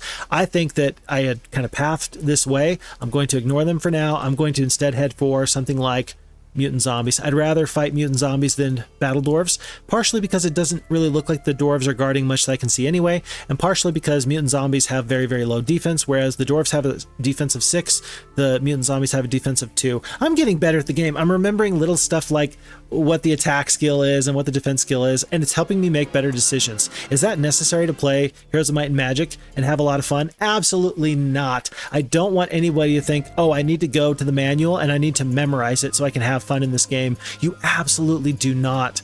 You should just dive in and you should just kind of get a feel for it. The advice I would give is that if you want to play and still get better and make good decisions, would be to just be able to identify what a creature is on the battlefield or here on the adventure map. For example, okay, these are nomads, these are a neutral creature, and so they are not in any kind of faction, but they are about a 3 to 4 level creature as far as their damage and their value, right? Be able to identify about where they go. Oh, Minotaur Kings, these are a 4th level creature, their ground troops are pretty strong, and then be able to just kind of use that information to gauge whether or not you should fight a fight or not. That would be my recommendation to people wanting to get better at the game who are maybe returning to the game after a long hiatus, or maybe you're getting into this for the first time. You don't need to memorize everything, but it would be nice to be able to remember, oh, dwarves, sorceress, 2nd level troops. That's all I need to know for now. If you know what level of troops they are, that's probably very, very valuable. The next thing would be just to figure out, well, what does lots mean? What does a pack mean? What does a few mean? These are all lots. All these troops are lots. But a pack of griffins, right? A pack of griffins is less than lots. And if you can just kind of gauge power based off of what level of creature they are, maybe some of their special attributes, like do they fly or are they ranged troops, you can go an awful long way towards making good decisions without hurting yourself too much. I feel like I made a mistake somewhere. Oh, there we go. I was looking here in my little kingdom income, and I realized, wait, I still have 13 gems. I had planned on having more gems because I had planned on picking up these gems right here. And I did have them right now. That's +6. That was +6. We went from... That's 6 less gems than we're going to have to trade for. That was not a small pickup. That was huge. That was huge. Especially because now we're just going to have to trade for 6 less gems to get our Cloud Castle. You enter the arena and face a pack of vicious lions. You handily defeat them. To the wild cheers of the crowd, impressed by your skill, the aged trainer of gladiators agrees to train you in a skill of your choice. Ivan is really good at attack skill. He's already pretty good at defense skill. Spell power? That's kind of hard to come by for a barbarian. I think I'm going to pick the spell power simply because it will bolster one of my weak points already, and it will help a lot mitigate some of the shortcomings that I already have. Otherwise, I would pick defense, I think, in this case. I think so. I think I would prefer a well-rounded hero over a hero who really specializes in one thing. If I knew, for example, that I was going to have Phoenixes, or I was going to have a faction that had hit-and-run tactics, perhaps I would say, well, I'm really going to want to focus on attack skill because I know I'm going to get all of my damage off immediately, and so there's no point in having defense skill. I'm going to mitigate damage not by having high defense skill, but by simply taking out threats before they can actually harm me, right? But in this case, just being generally well-rounded, that's going to be the choice I make. Interesting note for the FHeroes2 team, for anyone who's listening, this might be a great time to be able to find a way to view your hero. Having a little button here where I can click and I can see how much defense, how much attack skill, how much spell power do I currently have on my hero. That might be an opportunity for growth. So just throwing that out there. Somebody put that in the Discord in the suggestions page. Okay. Let me see. I think that at this point, Ivan is going to head home. Even if an enemy kind of comes in this way and threatens to take my night town, oh well, I don't really care. I would much rather come back and get out into the big wide world, especially pushing here into the west, where I might have my crystal mine. And I'll figure out what I got to do to take out golems and things like that. Maybe if I'm heading this way, instead of heading into the northwestern corner here, I will head along the road. I'll take out the griffins, I'll take out the golems, and I'll go from there. I do want to keep these Minotaur Kings here for now, I think. Until I know what I need to do with them, I'm going to keep them right there. Folks, this is going to turn into a long scenario. I feel bad because I don't want anyone to have to sit here for 3 to 4 hours, but I can just tell you right now, this is shaping up to be a long scenario. Pretty long indeed. Otherwise, as I'm taking a look at this kind of map here, I'm wondering what to do here with Myra. Do I really have more troops I can purchase here? No. And I don't really want to pick up the iron golems. They might be useful to take out ghosts, though. Some iron golems and maybe the magi. Maybe you just use steel golems if you have enough mercury, which I think we do. Maybe we just use the steel golems and maybe a giant to go take out those ghosts. Pikemen, not so big of a deal. Ghosts, a little bit scary, just a little bit scary. For that reason, I am going to trade the 1 mercury. This might be the only mercury I get for a while, because the only mercury I see is in the middle of the map. Let's actually just trade the 1 gem we need for the wood. I know I'm going to get more wood in the future. Let's do that. And folks, it took us before the beginning of month 2, but we do finally have our giants.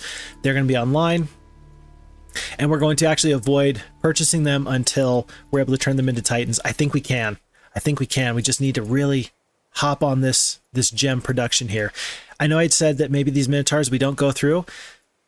Maybe it will make the most sense. I don't know. Tough to say. Tough to say.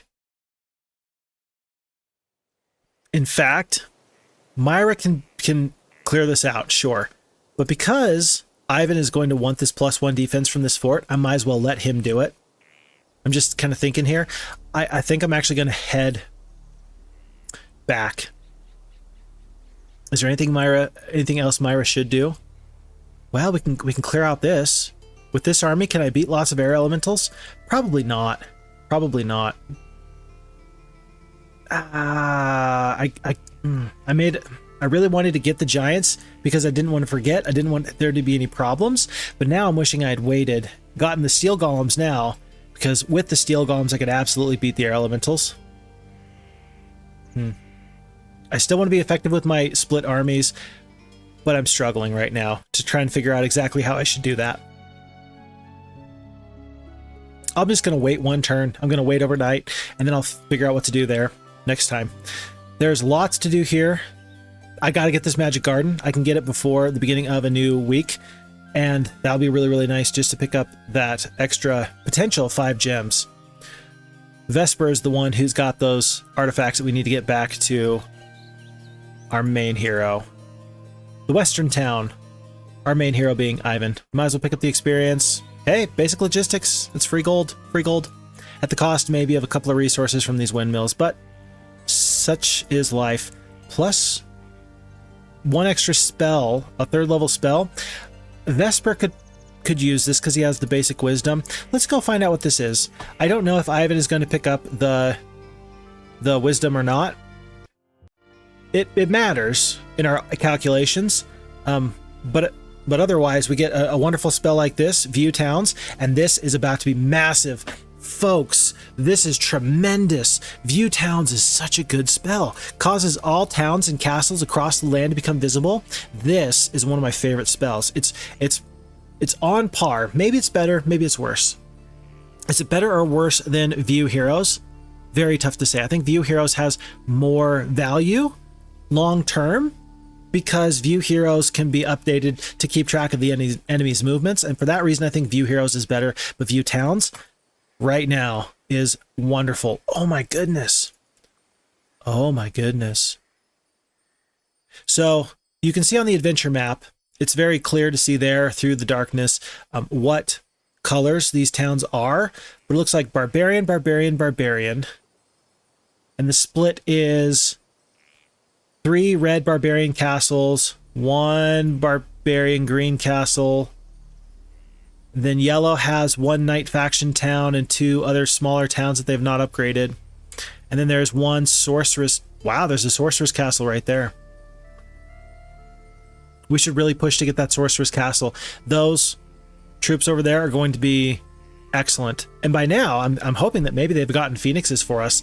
But then again, I haven't seen any troops come down through this road. I'm not sure what to make of that. But there's a sorceress castle there. When we bring Ivan through, that's going to be probably the very first stop we make, and then we will jut back into this territory here. Okay, we have our heading. That was an excellent pickup from Vesper. I'm very happy for that. Otherwise, with this army, I don't think it's worth it to lose the troops. We're going to need to do a little bit of a resupply. Let's head back this way, and then we will figure out what we need to do from there.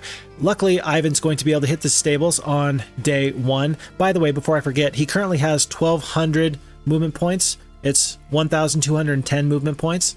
We will check at the beginning of the new week exactly how many movement points he's able to get for his trouble for going to the stables. Plus 5 gems. It's kind of a big deal. It's kind of a big deal. We're going to go back down this way just a little bit. Wow. And then we'll go back. This is really nicely thematically done. So in Heroes 3, you have additional biomes, right? You have an actual swamp. You don't really have a swamp here in Heroes 2. Well, you do have a swamp, but this thematically fits with the jungle theme, kind of a deal. The scenario information indicated recover your fallen towns, then invade the jungle kingdom. I'm guessing that this is supposed to be kind of that jungle-y terrain, and they didn't want to make it swamp. They wanted to make it jungle, and this actually does look like jungle. So good job from the map designers on that. Well played. Well done. 2 crystal. We're going to wait here, and this time we're actually going to hit spacebar next time before Lord Kilburn sets off. Trust me, we're going to make this work. It's going to be great.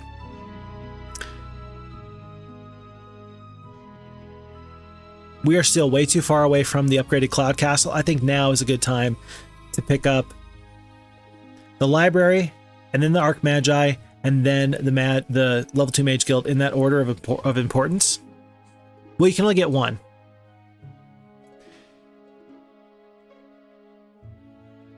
Do I want the Archmagi, or do I want the level 2 Mage Guild with Ivan as my level 2 hero, or as my number 1 hero, but being a barbarian? I think I actually want... That's so tough, because the library for level 1 spells doesn't really matter. This is tough. This is a gamble, this is a for sure, but I'm going to have a pretty good army anyway. I think I take the Mage Guild. I think Magi are already such a good troop that the upgraded version is good, but not critical. It's good, but not critical. And so I'm hoping we get something good here. Steel Skin and Cold Ray. Steel Skin is especially good for a barbarian who's casting spells. This is a really good mage guild actually for a barbarian, because you have 1 damaging spell just to pick off some troops that otherwise you are not able to get to. Those 1 stacks of peasants that then allows the enemy to run. Magic Arrow prevents that from happening. But then you have all this functionality with the Steel Skin. View artifacts. We're going to cast that right now. Curse, Bloodlust. This is not bad. This is not bad. Okay. And then otherwise, let's move all these troops up here. Oh, let's split off 1 boar. Whoa. Split off 1 boar. And then let's just have Myra go. We're just going to have Myra go. Get on out of here. Actually, we're going to have her step on the stables since it's day 7. And then we'll figure out what to do next from there. But this is the end of month 1. Lich's growth plus 5 for the new week. Let's make sure that we step on these stables for Myra. And then we're going to kind of head... I don't really know where I'm going with her just yet, but we're going to have to figure that out very quickly. Again, 1,200 movement points with the stables. We go up to 1610. I didn't realize that the stables were an extra 400 movement points per day for the course over the course of the week. That is gigantic. Oh my goodness. That is wonderful. That's wonderful. We are going to purchase out this town. Halflings, boars, rocks, Magi, and then we are going to wait on the others. I'm just not feeling it right now. I'm just not worried too much about golems, and I'm not going to pick up additional giants. Do I actually want to leave this giant here? I think I do. I think I'm going to leave this giant. That giant's going to go to Myra. She's going to wait one turn. She's going to pick up these iron golems, and then that's going to give me the flexibility here for Ivan, and Ivan's just going to roll through a whole lot of these troops here. Ghosts, though? Do I want to have halflings against ghosts? The answer is no. The answer is no. So we're going to do just a little bit of a swap here for now. Otherwise, let's fight the tougher fight first, and then Myra's going to come in and then make good things happen. Okay. Okay. I like these decisions that we're making so far. Let's see if we can get some additional gems. Terrific. Wonderful. That's huge. 10 extra gems. That is not small at all. +2 sulfur. Yeah, I like the way this map is shaping up, but it's still a huge map, and there's so much more to be done. So much more to be done. So let's kind of put on the overdrive. Let's try and start screaming through some of these easier choices. The hard, big brain thinking problems, I don't want to say that they're over, but I don't have to worry nearly so much, I think. I'm feeling pretty good about my life choices at this point, and I'm feeling able to kind of move forward. Blind. Getting the library that got the blind for Ivan is a big deal. That's a big deal. It's not going to work on ghosts, but pretty soon Ivan's going to have some good artifacts here. This should work out fine. 3 magi, maybe we can do better. I figured that the ghosts would try and key in on the magi, but knowing that they're going to do that, we might as well cast Steelskin and see what troops we can save.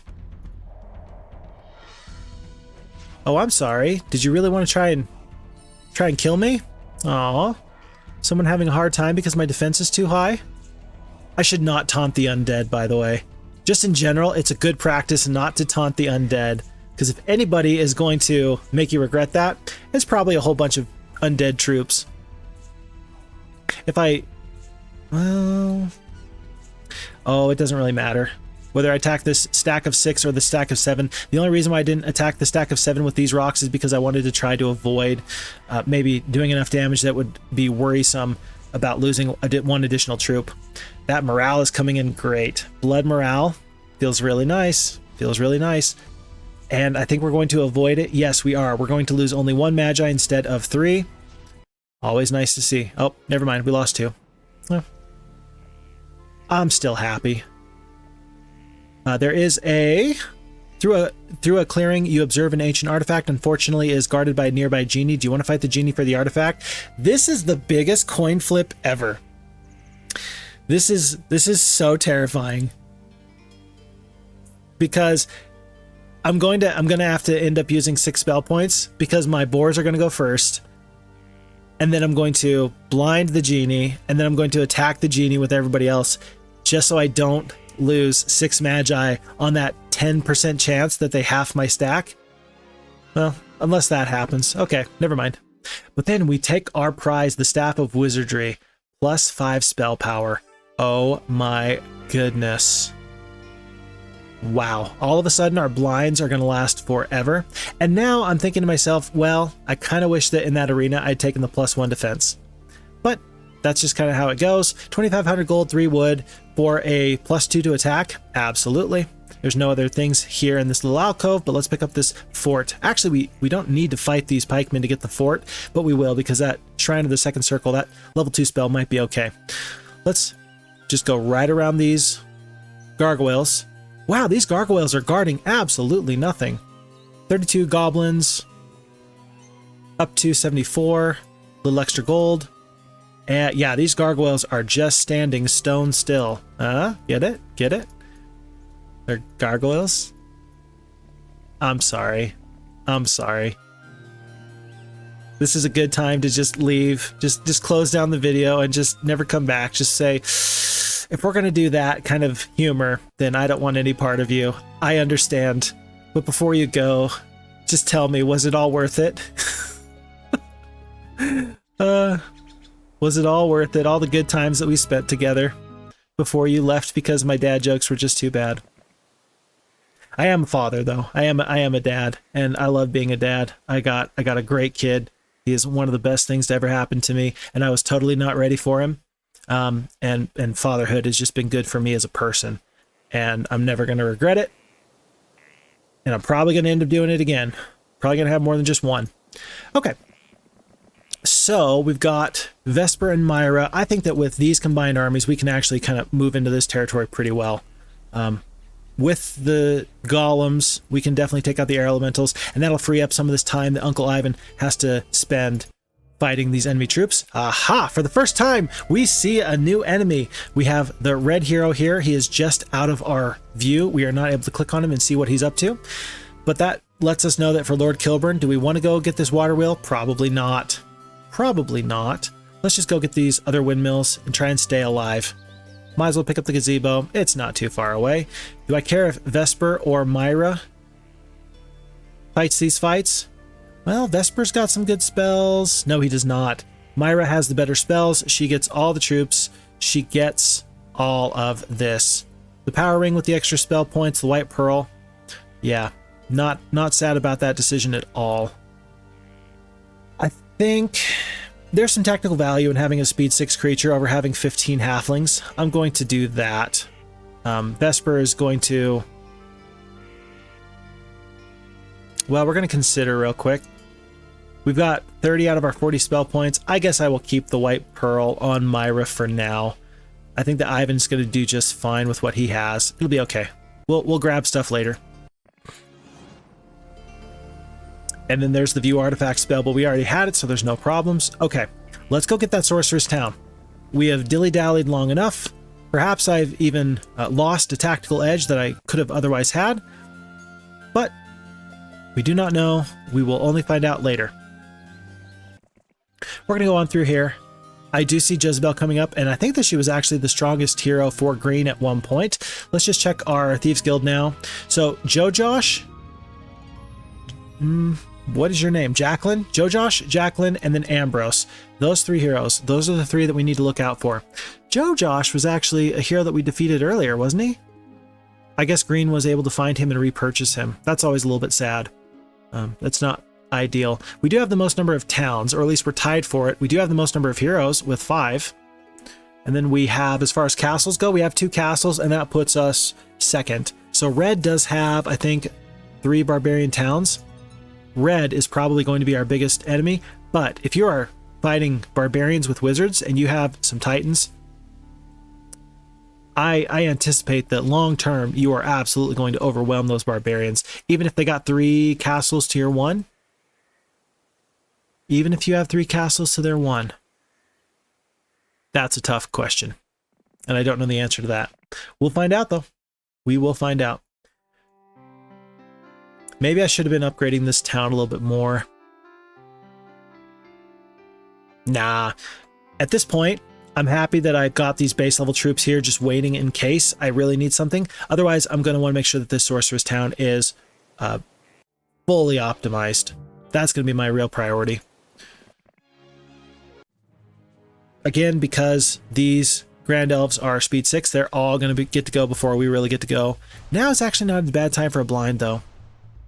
Unless if I haste my rocks here, then I'm going to take 5 shots here, and then the rocks are going to be able to disable 2 Grand Elves from getting full double damage off on me. So that's what we're actually going to do. We're going to haste the rocks, and having this 6-speed boar proves to be very important because that's going to mitigate a lot of damage. That is definitely the best reason that we could have possibly used to take 1 boar instead of a couple of halflings.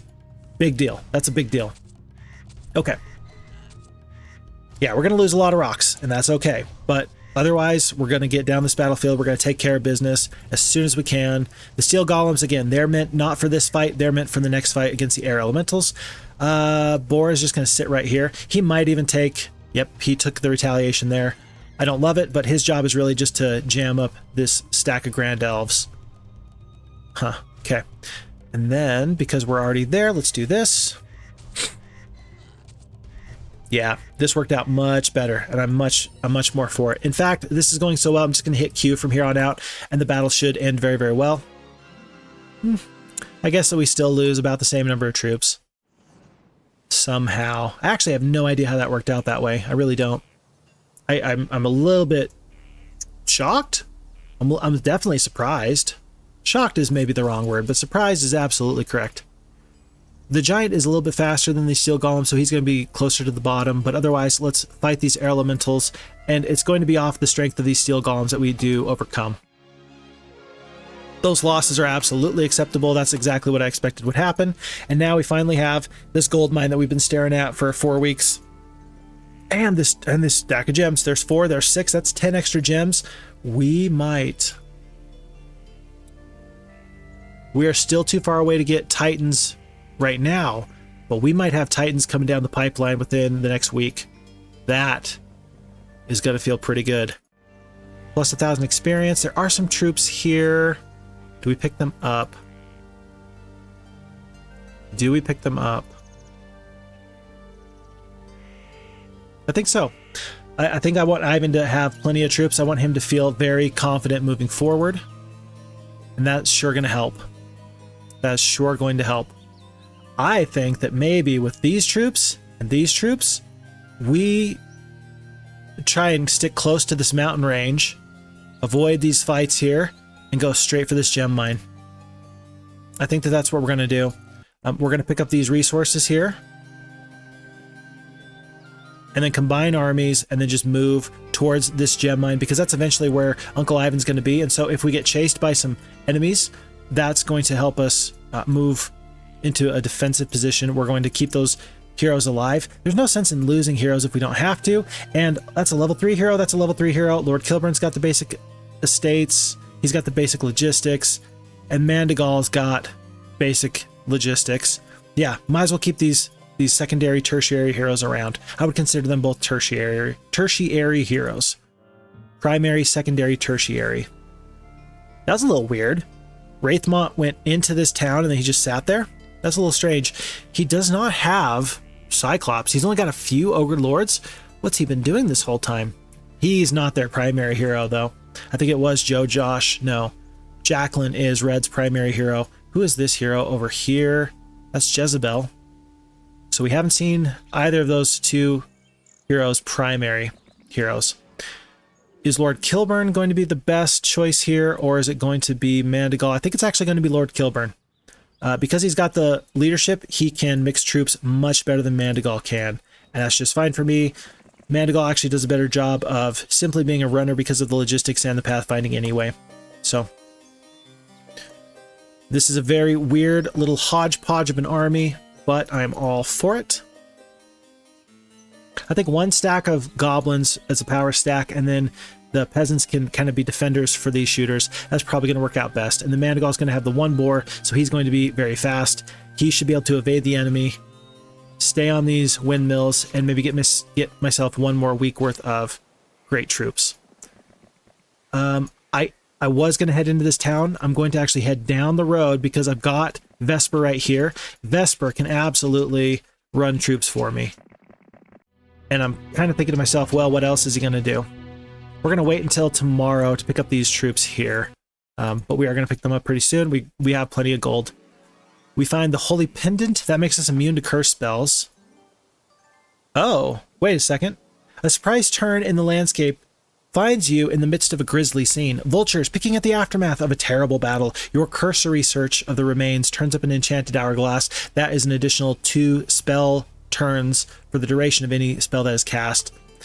I made a mistake earlier when I said that, so the Holy Pendant makes your troops immune to the curse spell. I had said that this artifact here, the Witch's Eye, that made you immune to curse spells. It does not. That halves the cost of casting your curse spells. So I knew correctly that it was a curse spell modification. I simply got it wrong. It is different than what I had expected.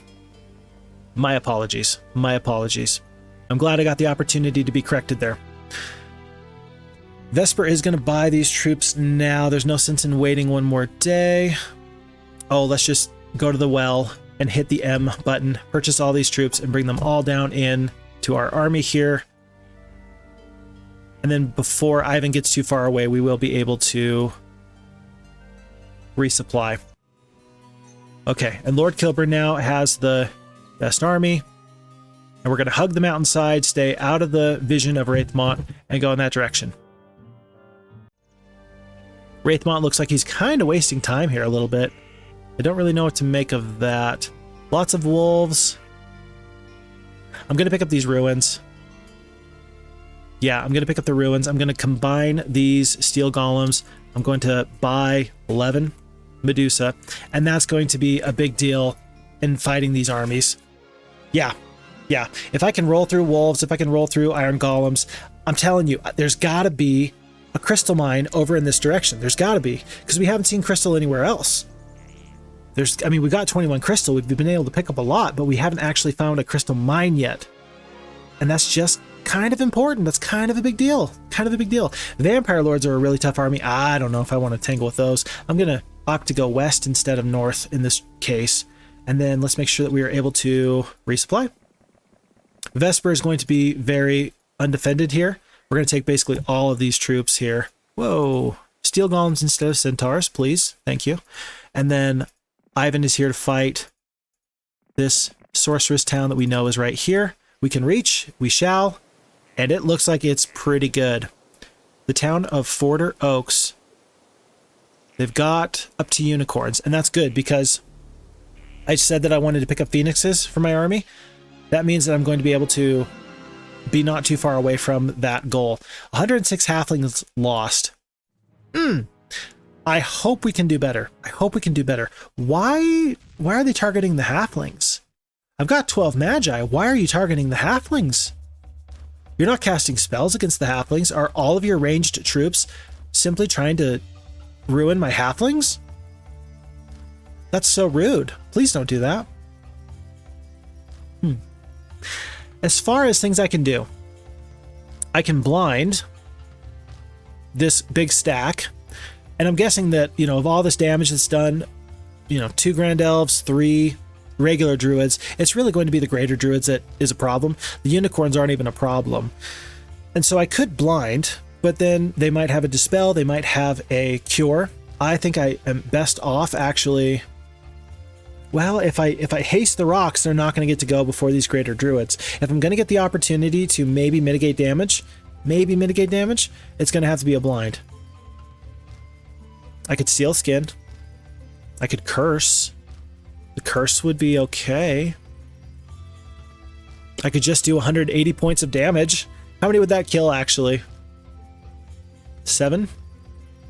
That could be good. The blind is going to prevent all the damage, but it can be dispelled or cured. The Cold Ray is going to do a lot of damage. I think I'm going to take the for sure damage. The blind could be the right choice here, but I just don't know if they have a dispel or a cure. And not knowing this 500 gold investment that you have for the captain's quarters, that makes a huge, huge difference. I'm having to fight this fight differently just because of that 500 gold. It's not even that they actually have that spell that might ruin my plans. It's that they are threatening to have that spell. Still, that's going to save us a ton of halflings. We're going to fly over pretty quickly, and we're going to take out these enemies with no major problems. The rocks are going to head straight for these greater druids. They're not going to get another chance to do any kind of meaningful damage to me. The unicorns are not going to be able to get out of this gate. I'm just not going to allow it. And then these greater druids, or excuse me, these grand elves are going to get to go first next. We might as well take out the big stack of unicorns. The battle is won. There's nothing we can do, but we end up saving about 50, 60 halflings. We lose one more magi, but we lose 60 halflings. I'm okay with that. I am okay with that. Alrighty. 4 halflings. And then, for some reason, I took scouting earlier. I don't know if you noticed that, but I took scouting, and I noted afterwards, I didn't say it, but I noted I took scouting when I had the opportunity to get ballistics. And I don't know why I did that, but oh well. Do I take the advanced scouting on the mysticism? For somebody who's not going to have a lot of knowledge, mysticism's probably more important. It's probably more important. And this town is exactly what I hoped it would be. Maybe I'd hoped for 1 or 2 more levels of Mage Guild. And look at that cure. I feel vindicated. If I had blinded, I would have taken more damage than if I had just done the Cold Ray. So I'm very happy for that. I can purchase the phoenixes right now. I am going to consider, do I get them now? It's day 6. You get them either today or you get them tomorrow. And we're still way short on the gems it's going to take to get the Titans. Yeah, I think we do that just like that. I think we do. We are short 6 spell points. We're going to get those back pretty darn quick. I don't think we need to stay in this town. I think that we absolutely want Lord Kilburn to continue his quest, and then we keep in mind our priorities. What were our priorities? Getting these gem mines. There's probably things up here we can get. We're going to have to ignore that for now. Let's head this way. Even this fort with the +1 defense, we'll pick that up when we can, but we've got bigger fish to fry. Jezebel's coming in hot. I hope that she kind of cleans out these resources before she heads into this area, because I really want these extra resources, but I can't tell you what's going to happen until we just get here. Wow, she ignored everything. I guess green is saying, oh yeah, I don't need gold. I don't need artifacts. I don't need experience. I just want to kill you. And I'm saying, how did you even know I was here? Grand elves, grand elves, grand elves. If all I do with this army is get this gem mine, that will be worth it. Can I win? Lots of grand elves? It's less than 50. Let's say conservatively that it's 5 stacks of 8. There's no way. There's no way. You have level 1 and level 2 troops. There's no way you can beat lots of grand elves. Don't even try it.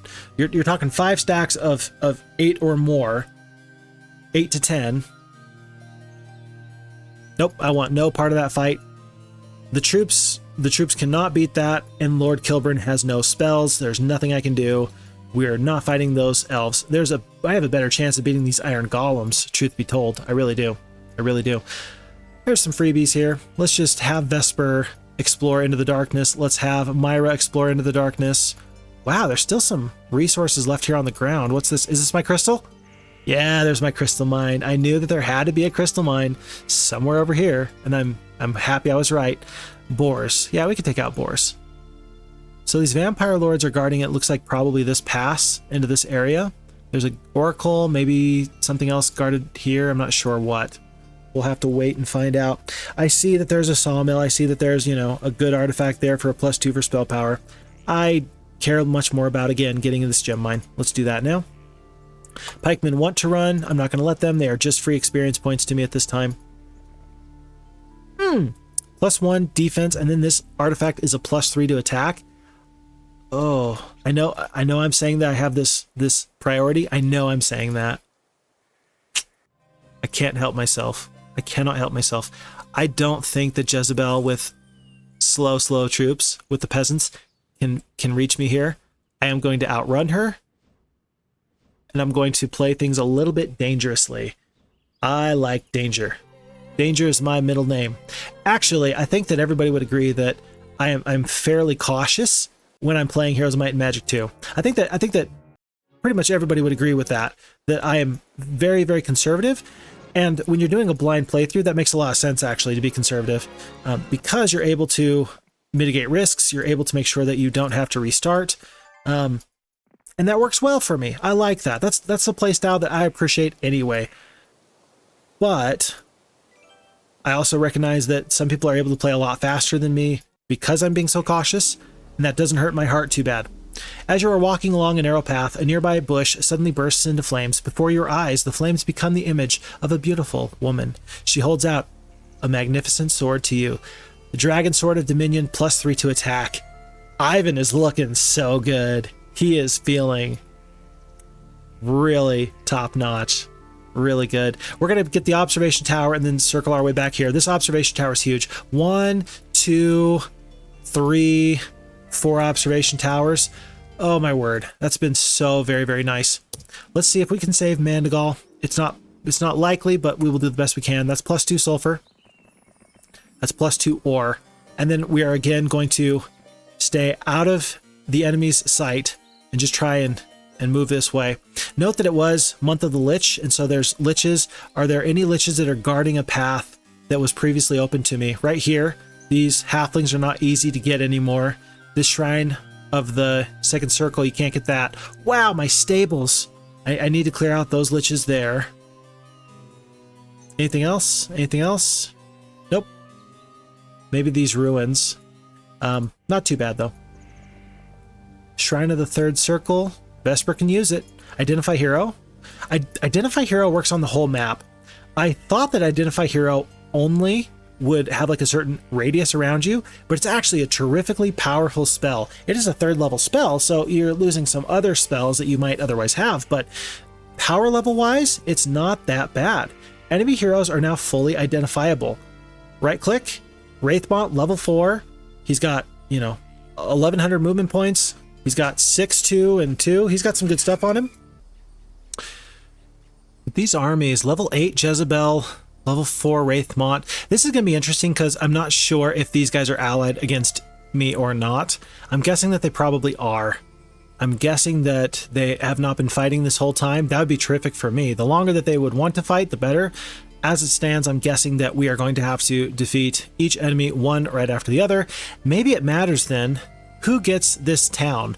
Who goes first, red or green? If green goes first and they take this town of Zabran, then I think that that's actually better, having these towns split between 2 separate foes. That's just my 2 cents anyway. Okay, otherwise, let's head back over this way. Again, our priority is to get these gems. Gems are pretty important for our long-term plans. And it is green that gets that town first. And that is what I wanted. That is what I wanted to see. Note that this one alchemist lab is the only alchemist lab here. Aha, there's Jacqueline, though. Jacqueline. Let's, real quick, who had... Let's see. Oh, we're scared. I don't think we can get there. We're gonna have to stay just right out of range here. I think it was Vesper. Yeah, Vesper has the Identify Hero. Let's cast that now just so we can take a look at Jacqueline. Level 8. Okay. This army, 33 Ogre Lords is crazy. 33 Ogre Lords, that's a big army. Big army. Whereas Jezebel, she's level 8 as well, but she's just got some low-level creatures. Can I beat 38 Ogre Lords with this army? I think so.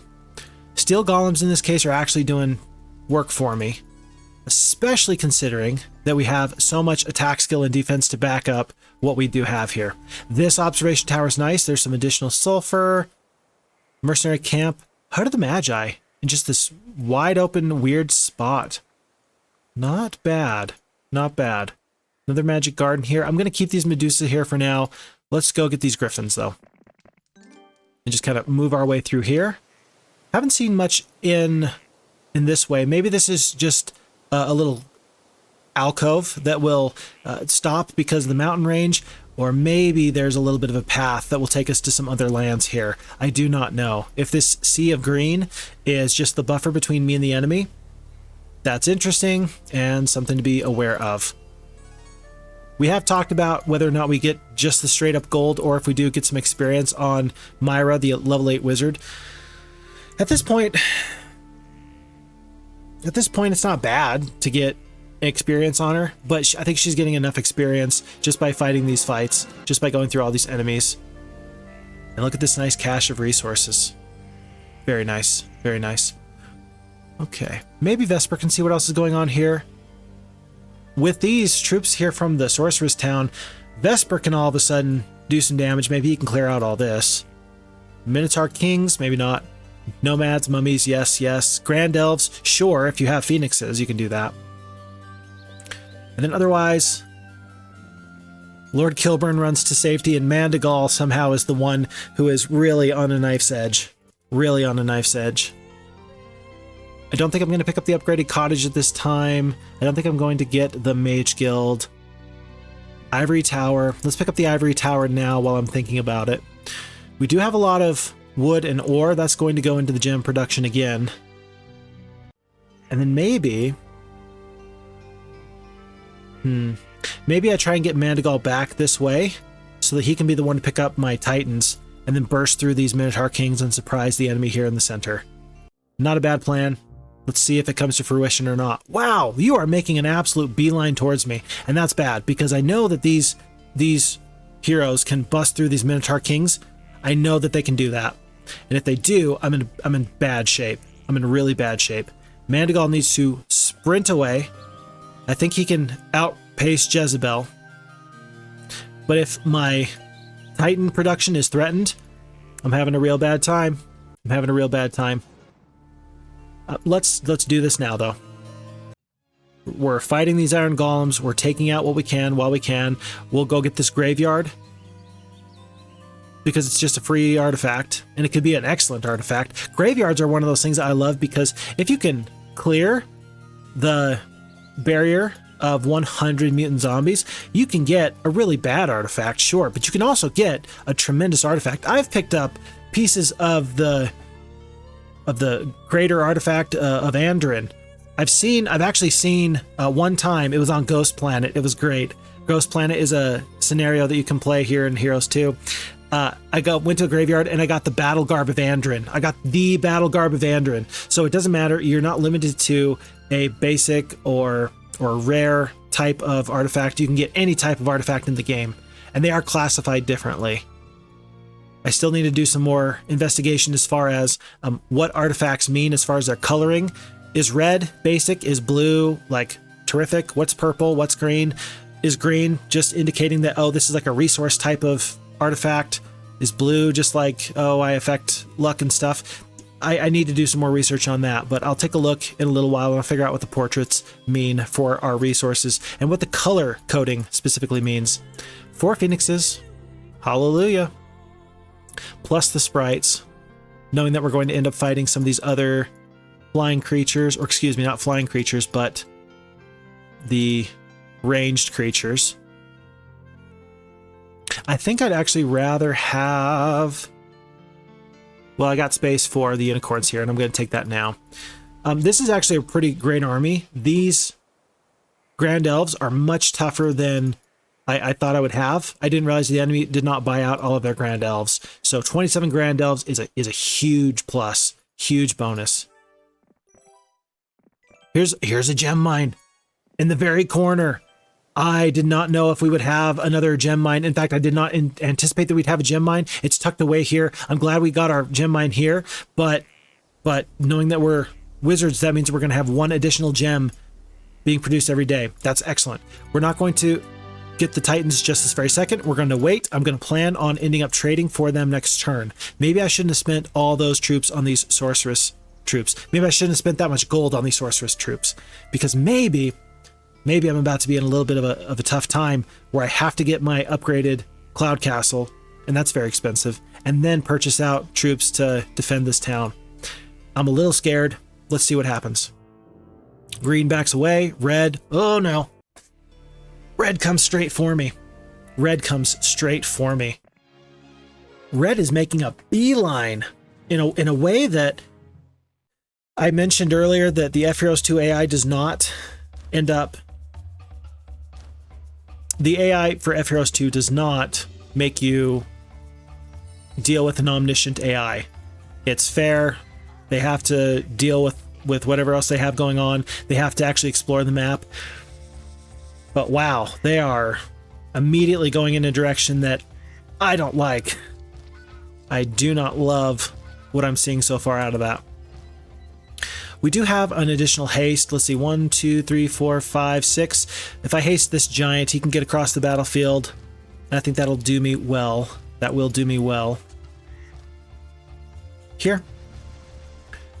And then hopefully this Magi does not go down. 30 hit points from 8 Rangers. I don't think it's going to happen, but it could. From here, the battle is won. I'm going to hit Q. And the losses shake out about what I would have expected.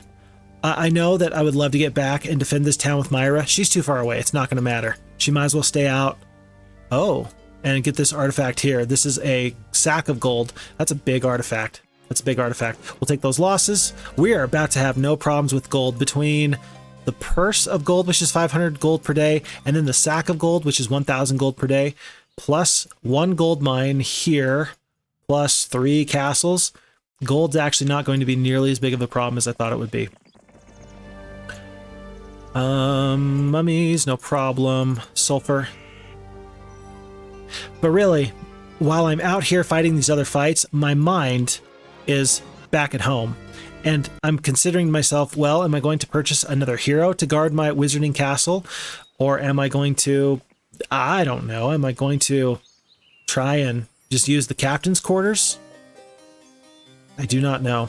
I do not know. But at this point, it feels right to send Ivan this way as opposed to back on the road. The road could be quicker, but I'm going to have to go out of my way to go back. I think that it'll be about a wash, and I think I can end up saving some of my momentum just by pushing this way. I will lose the one rock. I think that that's fine. I'll take the archers. Ooh, Traveler's Boost of Mobility. That is a terrific artifact. I'm so happy to see that. That should be, I think, a plus 300 movement points per day. 1,500 movement points, and we have steel golems and halflings in our army. We are speedy. We are very speedy. Okay, I've kind of put this decision to the very end. We have picked up some additional gems. Let's first trade for the gems that we're going to need. There we go. Let's get the upgraded Cloud Castle. We're going to have to trade additional gems to get these Titans, but we're also going to need some more gold.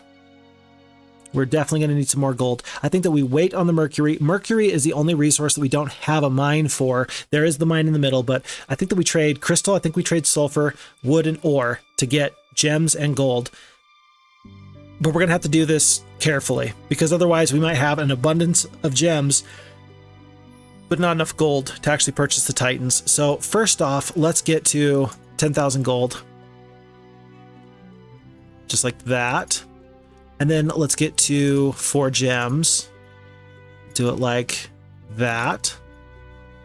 And it's going to be a little bit slow. I could do the math and I could actually figure it out correctly, but I think it doesn't really matter whether I use... Does it really matter? It does really matter whether I use the precious resources to get gold or not, because if my margins are really slim, then the wood and the ore trade at a half clip, and so you can be more precise with getting exactly to the number that you need. So we should trade precious resources for precious resources. Let's do that now. 1, 2, 1, 2. Let's just do that first. And then let's try and save the rest of the wood and ore to make sure that we are making our other requirements. Wow. Wow. It takes so many resources to get 5,000 gold. Ugh. Ugh. So bad. Hurts my heart. I traded enough to get... I traded enough sulfur to get 2 gems worth of Titans. 2 Titans worth of gems. We're only going to be able to get 1. We're only going to be able to get 1 more. So 3 Titans here. Is that enough to defend this? I don't think so. I do not think so. For sure, before we do anything else, let's trade enough gold to get... Oh, I already built here this day. Wow, I already built here today, so I have to get to 2,500 gold because I'm going to want to have a hero. I'm going to want to have some support. So let's do that. That gets us one of these heroes. Does it matter who we take? Rebecca or Gem? I think that we're going to keep the troops. So 20 and 3, 16 and 2. No doubt we take Rebecca.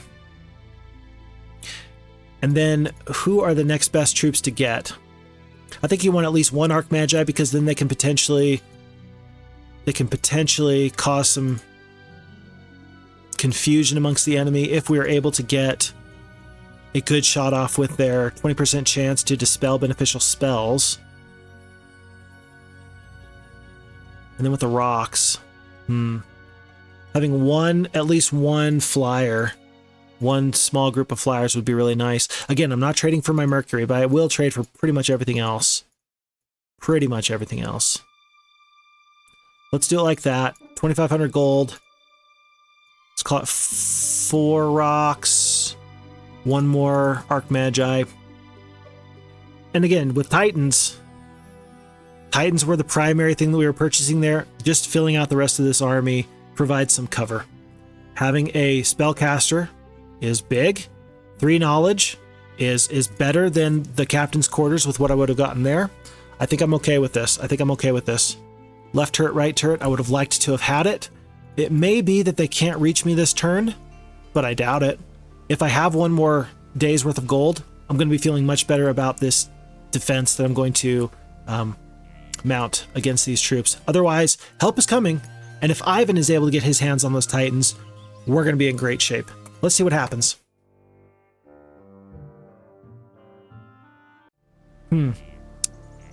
Very interesting. We're picking up the gold here. Pendant to free will, so no hypnotize spells will bother me. A little leprechaun dances gleefully around a magic sack. Seeing you approach, he stops in mid-stride. The little man screams and stamps his foot ferociously, vanishing into thin air. Remembering the old leprechaun saying, finders keepers, you grab the sack and leave. This endless sack of gold is 1,000 gold per day. A little gold mine in your pocket? I don't know how that works, but hey, it's magic. I don't have to explain anything. Mandigal now. With 8,000 gold, what am I really going to do here? I've got troops. I do have troops. And really, it's troops I just don't want the enemy to have. At the very least, if I can get the archers out, I'll feel pretty good. Well, the important thing is that we're not going to have any problems here. Rebecca is too much to handle for the enemy heroes. Oh, there's Joe Josh. I wandered right into him. I wasn't even looking. I did not even think. But then what to do at that night faction castle?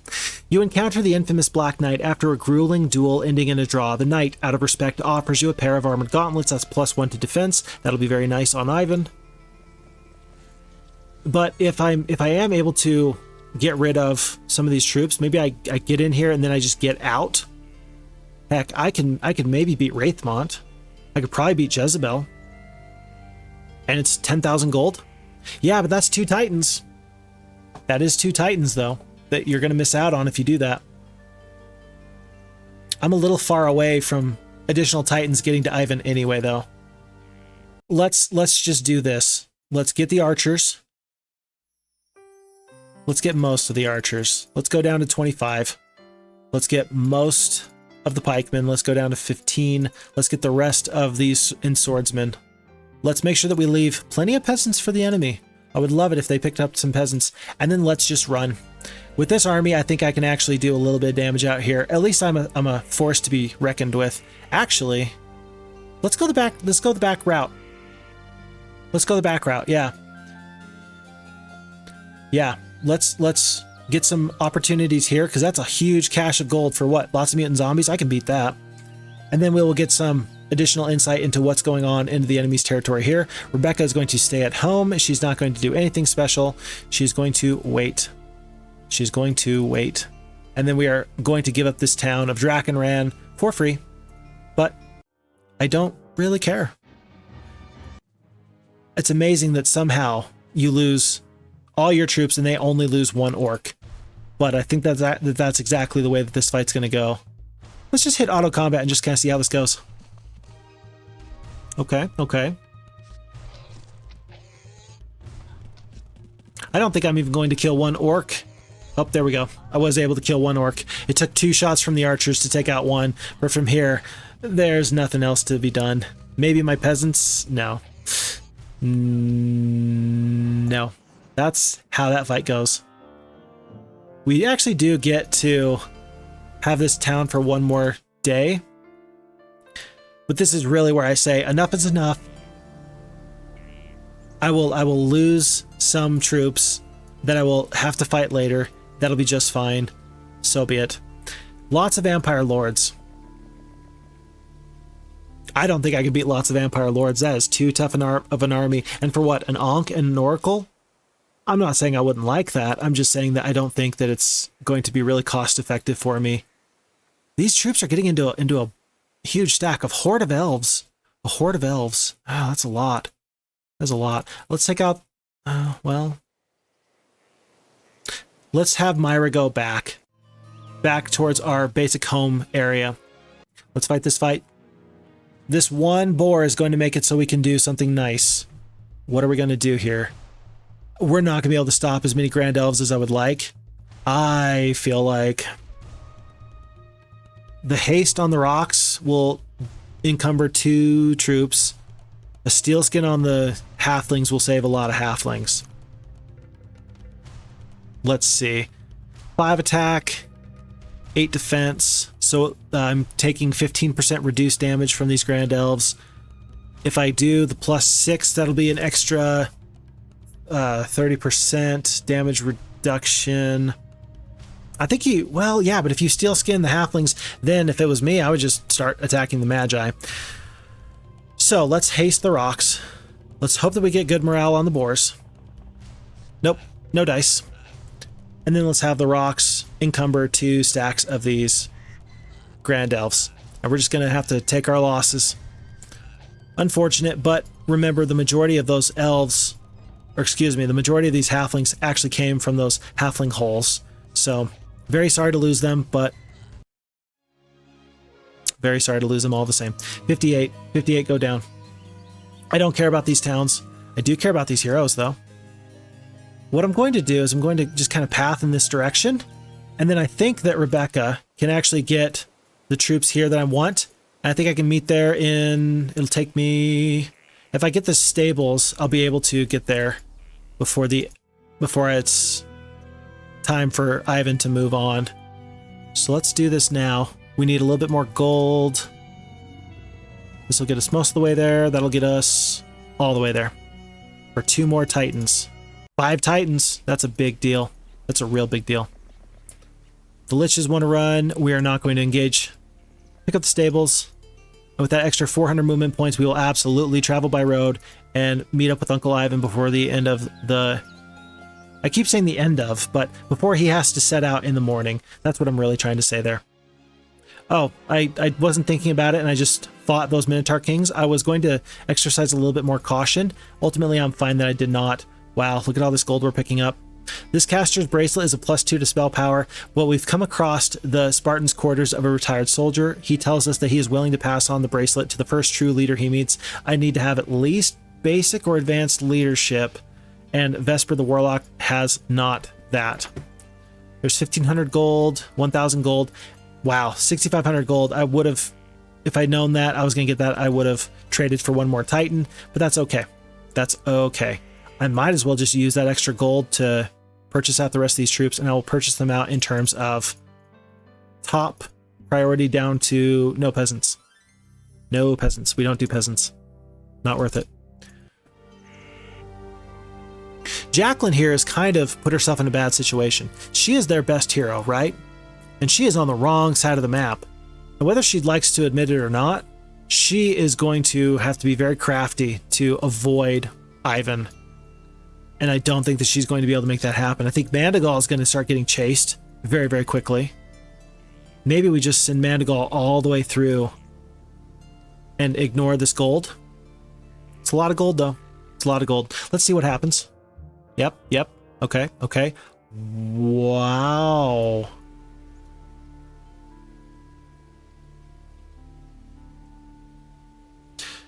Yeah, but why, though?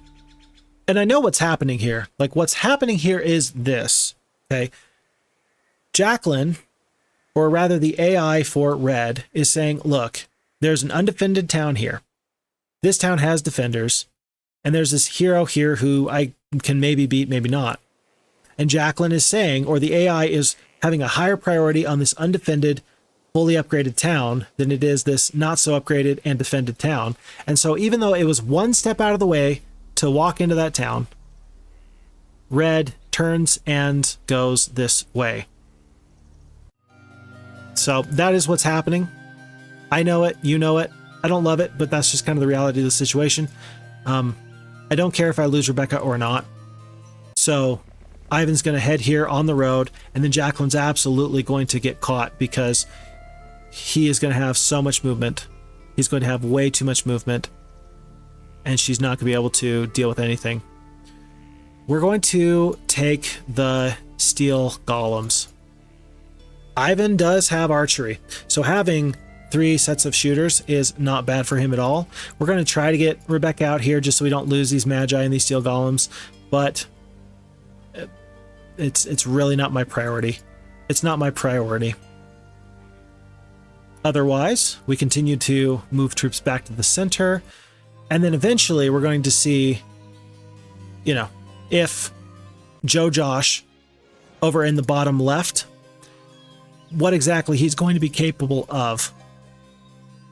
Because he's kind of been pushing into this direction, I think. We're going to have to see if he's capable of mixing things up and making me have to defend two sides. And if that's the case, Myra is a very competent hero. She can absolutely deal with those problems as they come up. Absolutely she can. And after taking out those Grand Elves, we realize what our choke points are. We have 1, 2, 3, 4 entrances into our lands here in this dirt type territory, and we have plenty of heads up notice just in case the enemy is going to come our way, and so we don't have to worry about anyone getting the drop on us.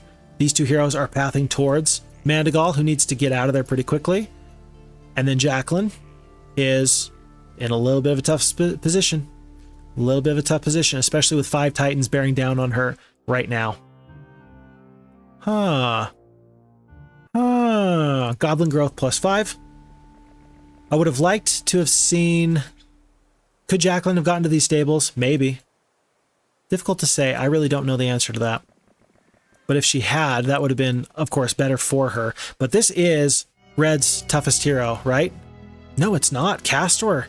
Castor's better. And yet, if we use the Identify Hero here on Jacqueline, we know that she's level 8. That's pretty good. 33 Ogre Lords? That's pretty good. Huh. Well, Castor must have a tremendous amount of Cyclops or something of that nature. Red has 3 Barbarian Towns. We should be very concerned about them. But for now, when you have Titans that soak up a lot of attention, those other troops just don't matter. Let's see what we can do to save two rocks, because I think all this attention is going to go right onto these Titans, and with 7 defense against 6 attack, I think they're going to be just fine. This is a time where blinds are going to be doing much more damage than the cold rays, because the blesses, excuse me, I think I said blinds when I meant blesses. Blesses are going to make sure that these Titans are doing max damage. We are not immune to curse spells because it is Myra who has that artifact that will make you immune to curses. But then what to do here, I think that I'm going to prioritize the War Trolls and then the Orc Chiefs, and then by that point we should worry about Goblins and Ogre Lords and just kind of see how things go from there. I'm going to wait on my spell for now though. Maybe Jacqueline's going to cast a spell and maybe not. She opts not to. I don't want to send the boars into the teeth of these goblins. We'll save them. Can I kill? I might be able to kill 21. I do kill 21. And that simplifies this battle drastically. I'm going to see if I can get lucky and kill all 145 of these goblins. I do. And then if I'm able, well, we're going to kill all these wolves. And now, can we kill 33 Ogre Lords in one spell swoop? Can we prevent Jacqueline from running? I do not know. Let's be conservative and only I was about to say and only throw on damage where needed. 5 to 10 Ogre Lords. We may lose some rocks, but what we're going to do from here on out is we're going to use our blind technique. When we blind, the enemy's going to lose their turn. I'm blinding here now because then the Ogre Lords are going to retaliate at half strength. Actually, I'm going to wait on the rocks now. I'm going to wait on these halflings. And now, as you can see, the Ogre Lords don't have a turn up here in our turn bar. And when I break the blind, they still don't have a turn. That's going to prevent them from running. And at this point, I'm not worried about taking the retaliation from 8 Ogre Lords. And then there's no chance that Jacqueline has to run. We lose no troops. We get 3,700 experience. And while she did not have any artifacts, I feel very, very good about everything that just transpired there. With tons of gold, we're going to head back. We're going to stay the night. We're going to resupply. Do we get the 3rd level Mage Guild? No, because we can't use it anyway. We're going to stay the night. Rebecca's going to go up here. Upgrade those Arc Magi and then combine the forces and then set out. Are there any of these artifacts that I don't want on my primary hero? The Endless Purse of Gold, anyone can have that and it'll be just fine. Everything else I think stays. Yeah, Ivan does not have leadership, and so these 2, Medal of Courage and the Medal of Distinction, are very important to keep on him. And then let's see if we can take these Steel Golems down the road. Maybe back to Myra. Wow, lots of little bits of wood here. And then Mandigal, I'm gonna clear all this out. A quick and deadly battle with the Necromancer wins you his magical pendant. Later, the wizard tells you that the pendant protects undead under your control from holy word spells. Very nice. Pick up our gold. And then we escape with our lives before Wraithmont is able to catch us. Now we will see who comes out of the darkness to do war against us. This map is interesting. Generally what you see me say is, well, we really need to push. We got to go fast. We got to go into the enemy's territory, and we must defeat them before they are able to use their many more castles than we do to simply outgrow us. And this is true. But it's also worth noting that when we are only up against troops that are kind of these early to mid-game type of powerful factions, like Knights and Barbarians, it's much less important, I think, to move at a quick pace because, hey, yeah, you have more castles than I do, but 1 week's of growth of Titans on a really powerful hero is going to overwhelm just your simple growth.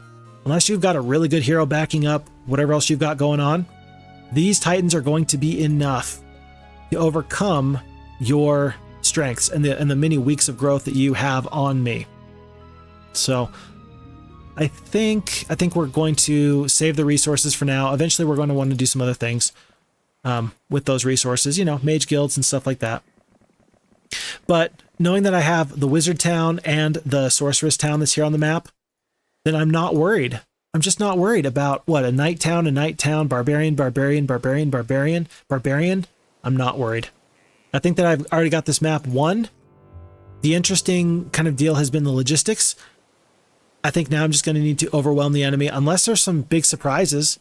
This is a good time for a cutscene. If later down the road you see a defeat screen where I absolutely get destroyed, I want you to remember this moment, and we will come back to this moment and remember, hey, remember how confident you were that you had this scenario already beat, even though you have only half of the map visible?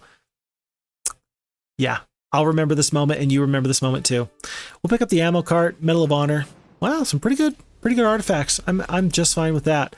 It looks like they didn't make any purchases here in this town. They didn't upgrade this town at all for me. I might as well step in here just to get the Dispel. The Dispel magic is always nice to have. And then we've already got everything else here. Let's push out. There's no reason. The only reason I would have to wait is if I was going to pick up these graveyards. I think that it's more important that I get out here than I get those graveyards. I really do. I really do. For some reason, I walked into this town with Myra and then I didn't buy any troops. I don't know. I was busy talking. I cannot talk and play at the same time. I have only got so much brain power available. And that's why I make mistakes constantly, is because I've only got so much brain power available at any given moment. I admit it. I admit it. I'm really impressed with public speakers and people who are able to really think and talk on the fly at the same time. But I think that a lot of them end up actually just having a lot of prepared thoughts. That's what I think a lot of people end up doing. They're already prepared, and so then when it comes time to a situation where they can say, oh, I know what to do here, I know what to think, I know what to say, then they've already got it. They don't have to think. But I'm not that guy. I don't really have a lot of prepared talking points here. We just kind of run into what we can. Castor was Red's toughest hero. They were Red's toughest hero, but this does not look like a tough army. Let's just double check real quick. Yeah, Castor is Red's toughest army? What? That does not look difficult to deal with at all. Huh. I mean, Mandigal is going down. There's nothing to be done about it. This is where the end of the road goes. I am going to just walk right by, see if I can see anything else. I cannot. But the river runs through it all. And if we follow the river, we will get to where we're trying to go. Rebecca cannot go that far, but I do want her to meet up next turn. Let's just go to this little corner of the standing rocks. And we will have both Vesper and Myra flood into this area here, and we will have cinched up, I think, this side of the map. Maybe Vesper's going to go back and pick up the additional sorceress troops. He will. We're going to ignore this for now. There's no real reason, but we're gonna head out otherwise.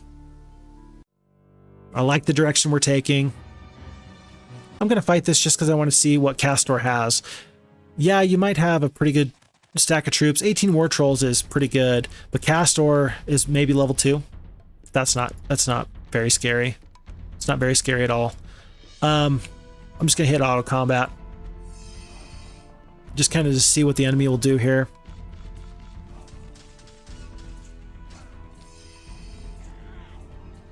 I don't hate the choice to bless your troops.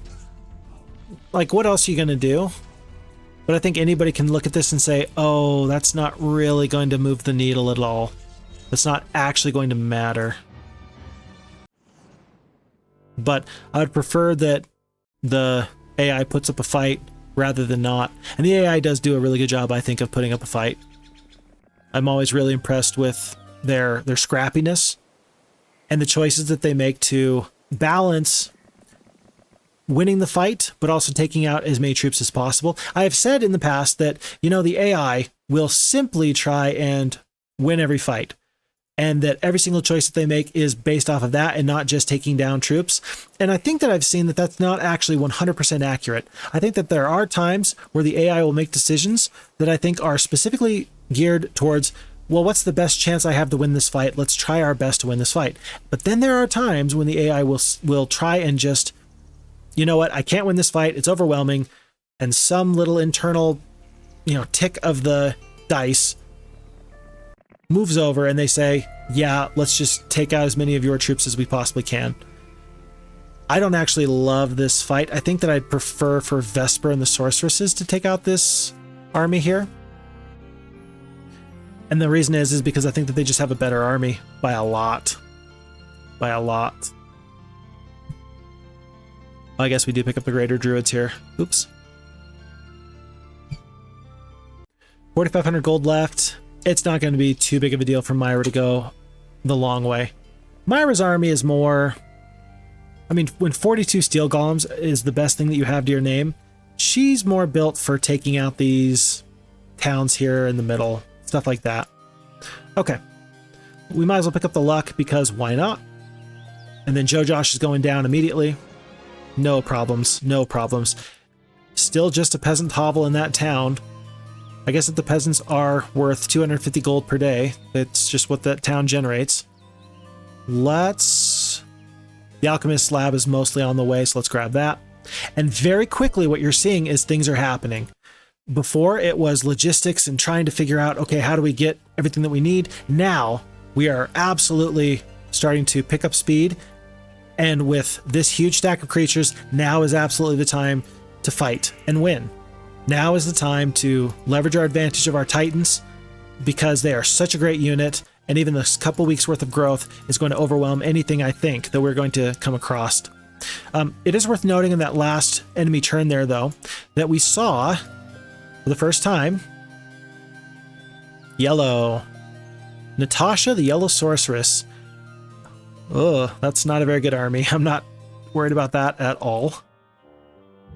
And I think that because this is the main avenue that I've seen enemy troops coming from, and because I know I have Myra and Vesper coming this way, I think that we're going to let them deal with this half of the map. And then I'm going to have Ivan go to the right. I think that those losses are actually about right. I'm going to have Ivan pick up this little gazebo for the 1,000 experience, step on the water wheel, and then we're going to go here because I don't want the enemy to kind of leak out of this right-hand side here from the east and threaten my back line. I don't want to have to double back. It'll save me more time if I just head that way in the first place. See, just like Red's trying to do there. And they're probably going to succeed. I don't think Ivan can... Yeah, that's about as far as we can get. But if Castor goes straight for this town, then we should be able to stop him. And maybe just seeing me here, that'll be enough to get him to turn around because he knows he can't beat me. That might be enough. Sulfur. 4. +1 to attack. And then this is very interesting. Heart of the Magi. Rebecca's job, oh boy, is just to be fast and to pick up all these windmills and things of that nature. But this Heart of the Magi is pretty darn interesting. I'm not sure what to think about that. I do want Myra to be my primary hero, and I want her to have these sorceress troops, because with the sorceress troops, they've got 7 phoenixes. That's excellent. We're going to want her to have the phoenixes and the grand elves, probably this whole army plus the steel golems. And then Vesper's actually going to be a little bit of a weaker hero, but I'm going to try and keep him alive because he does have some of these really nice spells, like the View Towns, for example. There's this mountain range here. I don't know if we're going to be able to get to that yellow castle anytime soon. We will see. We will see what we have to do. And let's see what red does here on the right-hand side. Ah, those dogs. They run straight where I did not want them. But that is somewhat to be expected. We should be able to catch them. This should be good. Okay, let's do a swap. Let's see. 1, 2, 3. And then I think I want the steel golems more than I want anything else here. And I definitely think I want the rocks more than I want anything here. Let's move over this defense gauntlet. And I don't plan on losing Myra. Vesper, if I lose him, I'm sad, but I will do my best to keep him alive. He's just going to go this way. And then Rebecca, maybe. Maybe I have Rebecca go into the unknown here. So that way, if she gets attacked, we don't have any losses. Heart of the Magi. You enter a rickety hut and talk to the magician who lives there. He tells you of places near and far which may aid you in your journeys. Ah. Aha. Oh. That's kind of nifty. So there's desert, there's blue barriers, there's castles, there's stone liths, there's land bridges to somewhere. There's a lot of map left to be played here. There's a lot of map left to be played here. And the first thing I think is to figure out what access points do I have into the enemy's territory. That's probably one of the first things I want to do.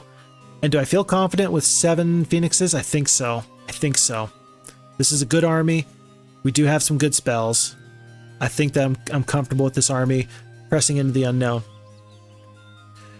Oh, we have plenty of gold. Let's just purchase all the troops here. It's 5,000 gold. And that way the enemy doesn't get them.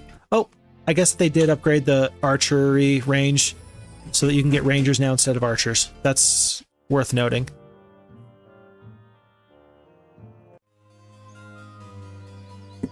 Castor is going to... I think he's going to outrun Ivan unless Ivan can get him right now. Ivan can get him right now. We're going to lose the 1 rock, but I think I'm going to have another hero from my wizard town. I'm going to purchase Astra. Wait. Yep, level 1. I'm going to have Astra pick up the rest of my Titans, my Archmagi, the rocks, Halflings. Anything else here? We might as well get the boars. And then she'll meet up with Ivan as he sets out.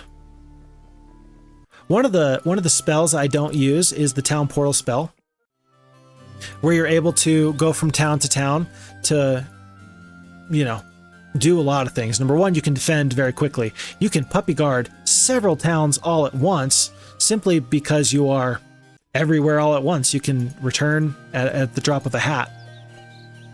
There is a yellow hero here. I'm not sure who he is. But the rivers do take you through the jungle and they take you into these new terrains. So that's interesting to note that we found a couple of different entrances and exits to the enemy's lands. Let's see if yellow wants to fight me or not. I don't know if they will will want to or not. But without the town portal spell, where you're able to go from one castle to the other with 20 spell points, you then really have to do your front to back logistics, and it would be terrible. Terrible to have to go back and forth with your main hero just to simply pick up troops. But it's worth noting that in Heroes of Might and Magic 1, you had to do that. You had to do that. Why? Because you didn't have a mana system where you were able to replenish spell points in the field learn the spells once and then have them forever. In Heroes 1, you had to actually go back and relearn the spells after you exhausted them. Your knowledge indicated how many times you could cast a spell before you forgot it, or before you needed like a refresher. Very cool to think that that used to be a thing, and then we've got to change. I'm happy for the change. I didn't love that system, but what that forced you to do was to send your main hero from the front lines back to whatever main town you maybe had, wherever your 5th level mage guild was back in your hometown. You had to go back and get that every time. Absolutely crazy. Absolutely crazy. And you know what? It was fine. It was fine. Just not my favorite way to play, because it slowed down the game in a big way. In my opinion, it slowed down the game in a way that was not great for the game. As we see, though, Yellow ducked back into here. Castor is kind of threatening to come out here. I feel like I'm just trying to stomp on the weeds, or I'm trying to, keep the rat population down, because they just keep coming. That's really what it feels like here at this time. They just keep coming. I'm going to sleep Astra. Her job is eventually going to be to just continue to ferry troops from the front to the back. And I'm going to take out Castor. I know that I beat him once. I think I can beat him again. No problems. No problems. Let's take the scouting. Let's take the scouting. I think that there's a hero. I see just the tip of a flag right here, and I do see some stone liths right here, just at the very tip. I don't know if you can see here and here, but they are just barely out of reach, barely out of sight, and that's okay. We'll take up this town, and then we'll go down this river with Ivan, and then just try and keep the enemy from advancing. That's our strategy. That's our plan. And I think that maybe the best thing to do with that is actually going to be to send Rebecca back. Just as Astra's job is to get wizard troops to the front, it'll be Astra's job to get sorceress troops to the front.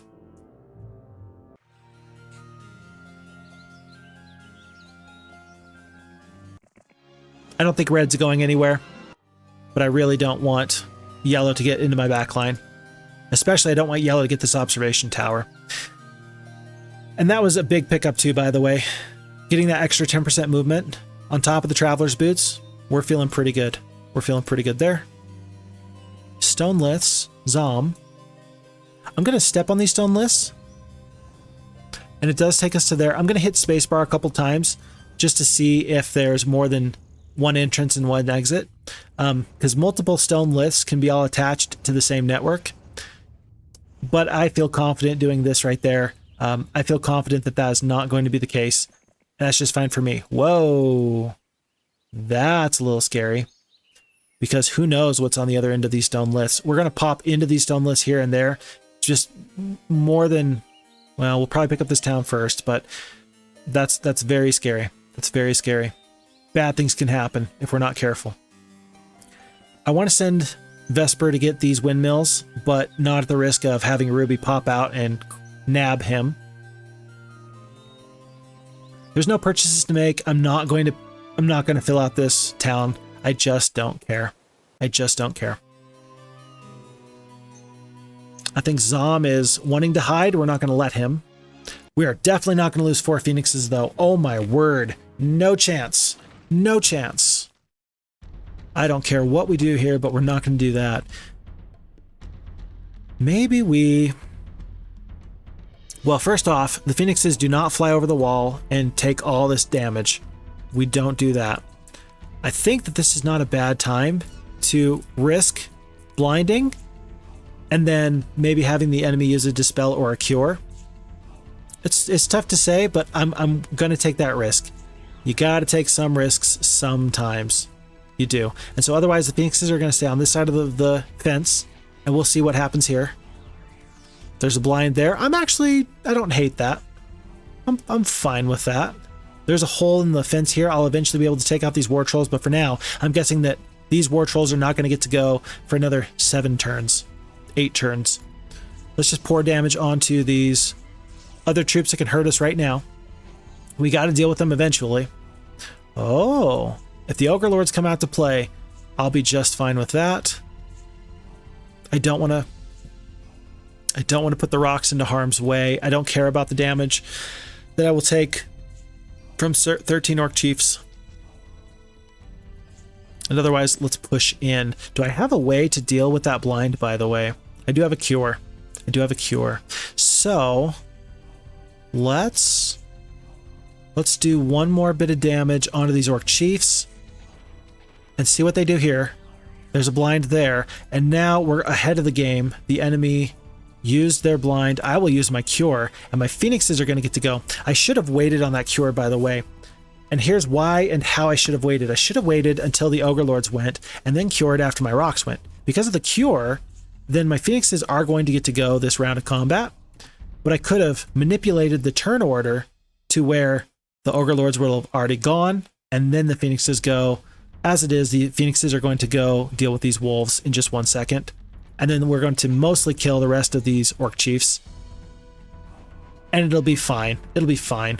It just meant that I was unable to really get some other stuff done over here. I will go kill 140 peasants. Or thereabouts. I'm not quite sure how many I just killed, but I killed a couple. There's probably going to be another blind coming out. But I'm going to be able to do a lot of damage to these Ogre Lords. If I do blind the Ogre Lords, I'm going to take half damage from them on the retaliation, which is better, Steel Skin or taking half damage. 2 attack, 4 defense. I've already got a lot of defense. Let's just Steel Skin the Phoenixes, and that'll help deal with tower shots as well. 40 damage, 36 hit points left. I think I'm going to be able to bring the stack down. Nope. Oh. And because they're blind, they took out one more. So it's okay.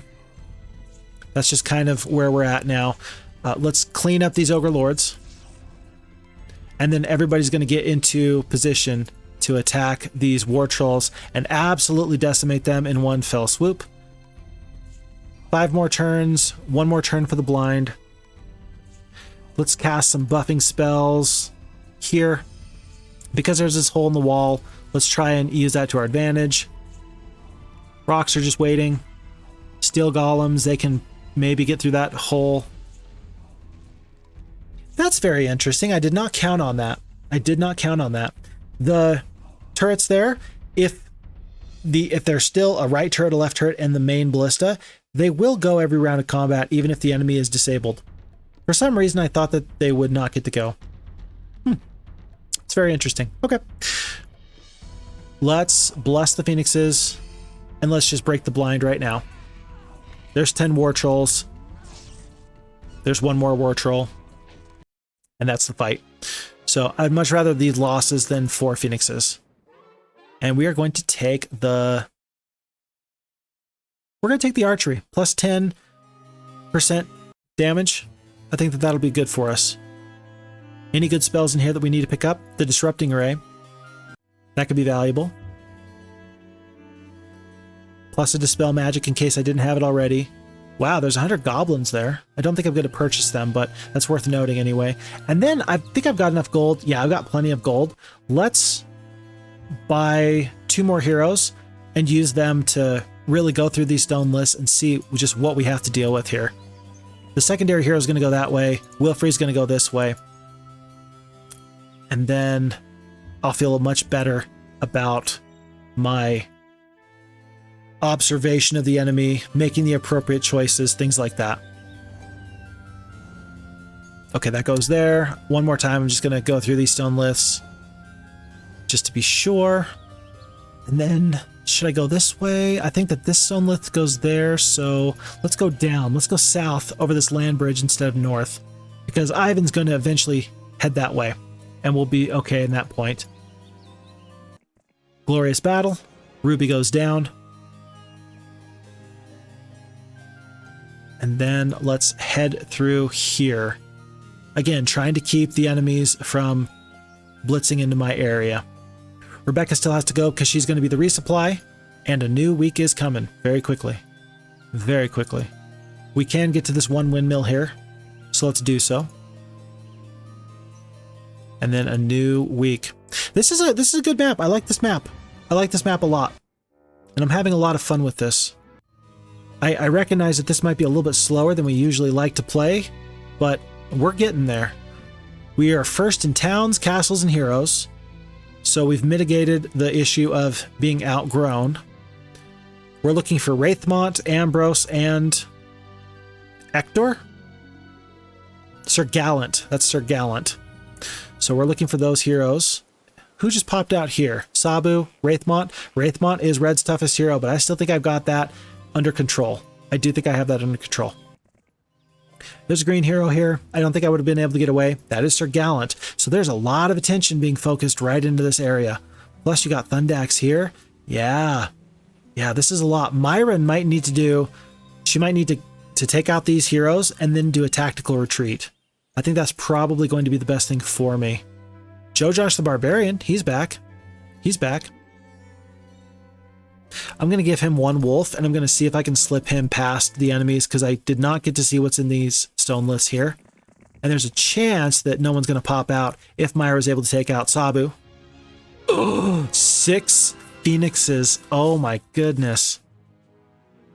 But if Myra can take out both of these heroes, then I won't feel too bad. Depending on how this fight goes, Myra might actually go back to the safety of that barbarian castle. 4 attack, 1 defense, 1 spell power, 3 knowledge, blood morale. 26 out of 30 spell points. 100 goblins. That'll be tough to deal with at some point. 32 orc chieftains. Not easy. War trolls. I'm hoping that Sabu does not have a spell book, or he does not have a cure or a dispel. Let's do our blinds. Let's throw those out here. And then skip. Okay, that's actually good information. That's actually good information. He's going to be able to cast Dispel several times. Let's do our best to stay right on top of these war trolls. If I had known, I might have done something different with these phoenixes, but maybe now, because the troops are clumping up, I'll get a breath attack, a double breath attack, and I can do something good there. This is one of those times where, because my phoenixes are my primary unit, and they're the ones I really want to keep alive, why did I focus the... I don't know, why did I focus the war trolls instead of the orc chiefs? I can kill more orc chiefs. Yeah, sure, they do less damage, but is it that much less damage? That's not why I'm doing it. It's because their attack skill for the war trolls is 14 versus 7. That means that inherently the orc chieftains are going to do 30% less damage than the war trolls will to the phoenixes. Pound for pound, that's just what goes into that decision-making process. I don't want to lose these rocks. Am I just going to take the damage from these orc chiefs? 1, 2, 3, 4. You're going to get hit by ogre lords and then goblins. I just can't. Ugh, I just can't. I just can't. 1, 2, 3, 4. Thankfully, their orc chieftains are slower than my steel golems, and so I'm going to get to go first next time. Well, I guess my phoenixes are fastest anyway. I'm just going to wait. I'm going to take the damage from the orc chieftains. I don't love it. I do not like it. But that's just what we're going to do. There goes 1 phoenix. Huh. So we know the blinds don't work. A bless is pretty good. Yeah, but we got 0 attack skill. It's still good, but...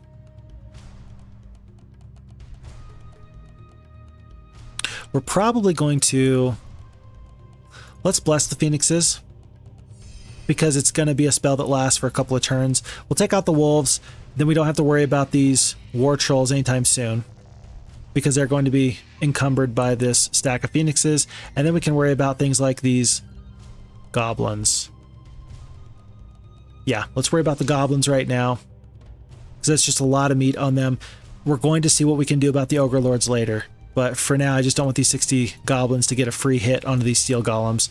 Even removing 40 of them is a big deal. And then let's see if we can kill maybe 12 of these orc chiefs. We killed 11 orc chiefs. That was great. That was awesome. Rocks will go up here to help. They can get attacked by these ogre lords.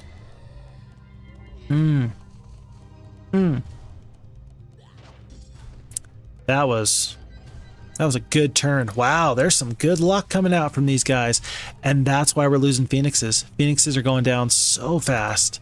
So fast. That would have been time. If I had known how much damage we were going to end up taking, I would have absolutely used Steel Skin instead of the Bless there. I absolutely would have.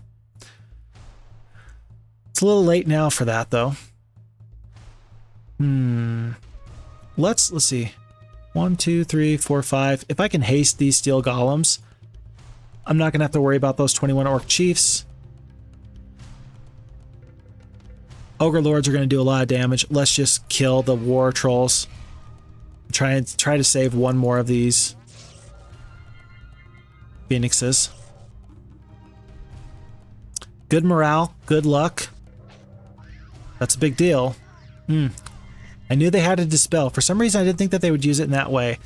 I might as well mitigate the damage from these orc chiefs. I think I'm just going to have to lose all my phoenixes, and then I'm going to be in a tough position. Remember, Myra can run, but at this point, the phoenixes are lost. There's nothing we can do about it.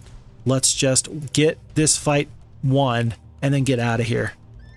And then get out of here. Let's save the one more phoenix, though. Let's absolutely save one more phoenix, because that means we'll always have the chance to run later, as long as we have the phoenix. Even the orc chieftains are trying to get their hits in. Oh, that's so scary. That's so sad. Let's see what spell they cast. Magic arrow. 10 damage, though. Not too bad. And because we did that now, maybe we can just blind the ogre lords, and we'll feel better about our chances moving forward in that regard.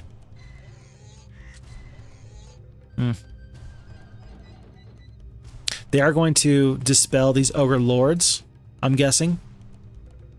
But that's still going to cost them some time. 25 hit points left. 18 hit points left.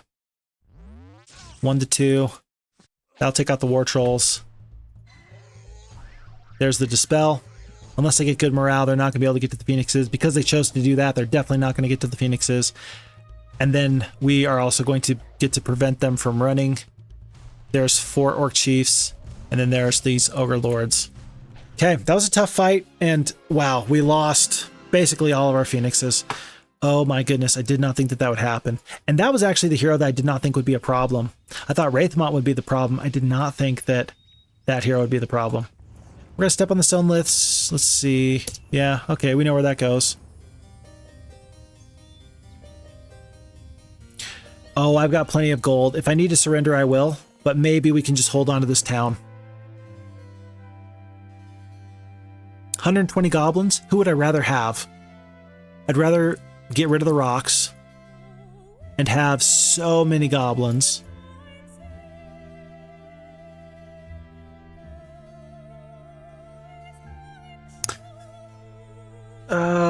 It's not a good idea to just dismiss troops willy-nilly. It's really not. Let's do this. Let's do this. And if Wraithmont attacks, we'll just do the best we can. I'm guessing he's going to go back for Joe Josh, and then maybe he'll try to come this way. And then we can make some good decisions moving forward about what's the best thing that we can do. What can we do to keep things in a good way? Let's pick up our +2 sulfur here and the rest of these windmills. Those windmills are not a small thing. I kept track for one scenario. There was a windmill that was right next to my town, and it was a long scenario. It was a very, very long scenario. And I ended up saying to myself, well, wait, how many resources have I gotten from this windmill that I've gotten pretty much every single week? And it was a lot. It was a lot. And it was really fun to see just how many resources you can get over the course of a game by doing that. Okay, I was really just stepping on that so I could save some movement points. I've picked up these goblins. I'm going to fill out the rest of the rest of this town, just to dissuade any enemy from coming my way.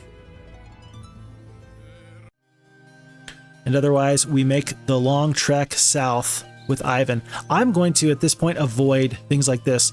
Oh, a +2 to spell power. I don't need any more spell power. Oh, treasure chests. I don't need treasure chests. I just need to get into the enemy's territory and prevent them from gaining in strength. Again, for our main hero, not for these side heroes, but for the main hero, now is the time to strike, and there's no better time than right this very second.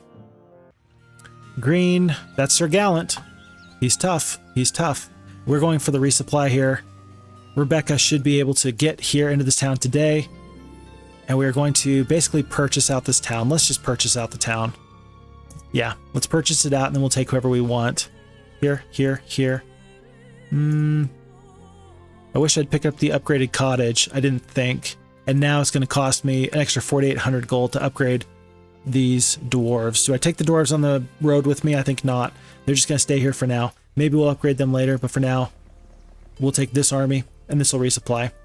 We've got those goblins in the army. That's going to be enough for us to worry about as far as kind of like those hordes of low-level troops.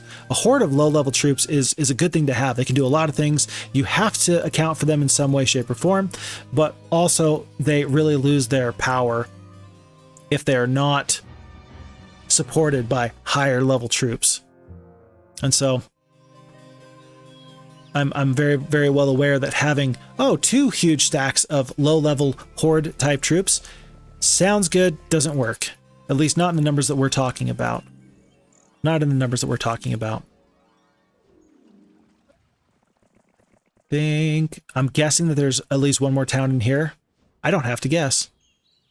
Aha! So there's one red town there. We've just kind of walked past it. This town is actually going to be the harder of the two to hold because it's closer to the stone liths. Let's get it though. Let's get it and we'll just kind of see what we can do. Oh, can I get through here? Here, one step out of my way there. One step out of my way there. Yes, I can get here. We're so close. Let's pick this up and let's just kind of establish a base of operations.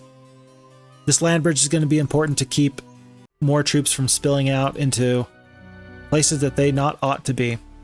Astra is still going to wait. When she has 6 titans, then we'll have her press on. Let's have Rebecca, though. You are resupply. 6 phoenixes.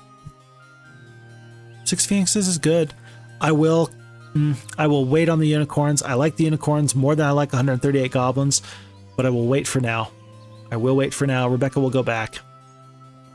The great thing about that last fight, even though we lost all those phoenixes, is that we kept all of the grand elves and we kept all of the druids. It's really not a small thing to have those ranged support troops. And I don't think that we're going to need to fear too much additional enemy reprisal. Let's pick up this town because it's so close to these stone liths here. It's going to draw a lot of attention. It's going to draw a lot of attention, I think. And maybe if I can clear it out for Myra, then her troops can be more valuable because she's not going to suffer so much attrition. This town is tougher to hold. Thundax, he cannot be allowed to escape. He cannot breach containment. Ambrose, this is the first time we've seen Ambrose. Ambrose is Yellow's toughest hero. Lots, horde, throng. That is not an easy army, but when I've seen hordes of creatures and throngs of creatures like that in the past, it's also had champions or cavalry units backing that up, and I was fighting sticks and stones with sticks and stones. Now I'm fighting these fights with lightning bolts. Do you think that matters? I sure do. Not to mention 17 and 7. I think it matters in a big way. Big way. Let's make sure that Ambrose is aware that I am here and I am ready for business. He cannot reach me. Can't reach me. This town is undefended. Let's actually... we'll step here and then plan on circling back to get Ambrose in just 1 second. Just 1 second. Anything else for Vesper to do? It took him basically 6 days to make that full loop. But that's just fine for me. I'm quite happy to let him make that loop. Let's see what Ambrose does. Let's see what these other heroes do.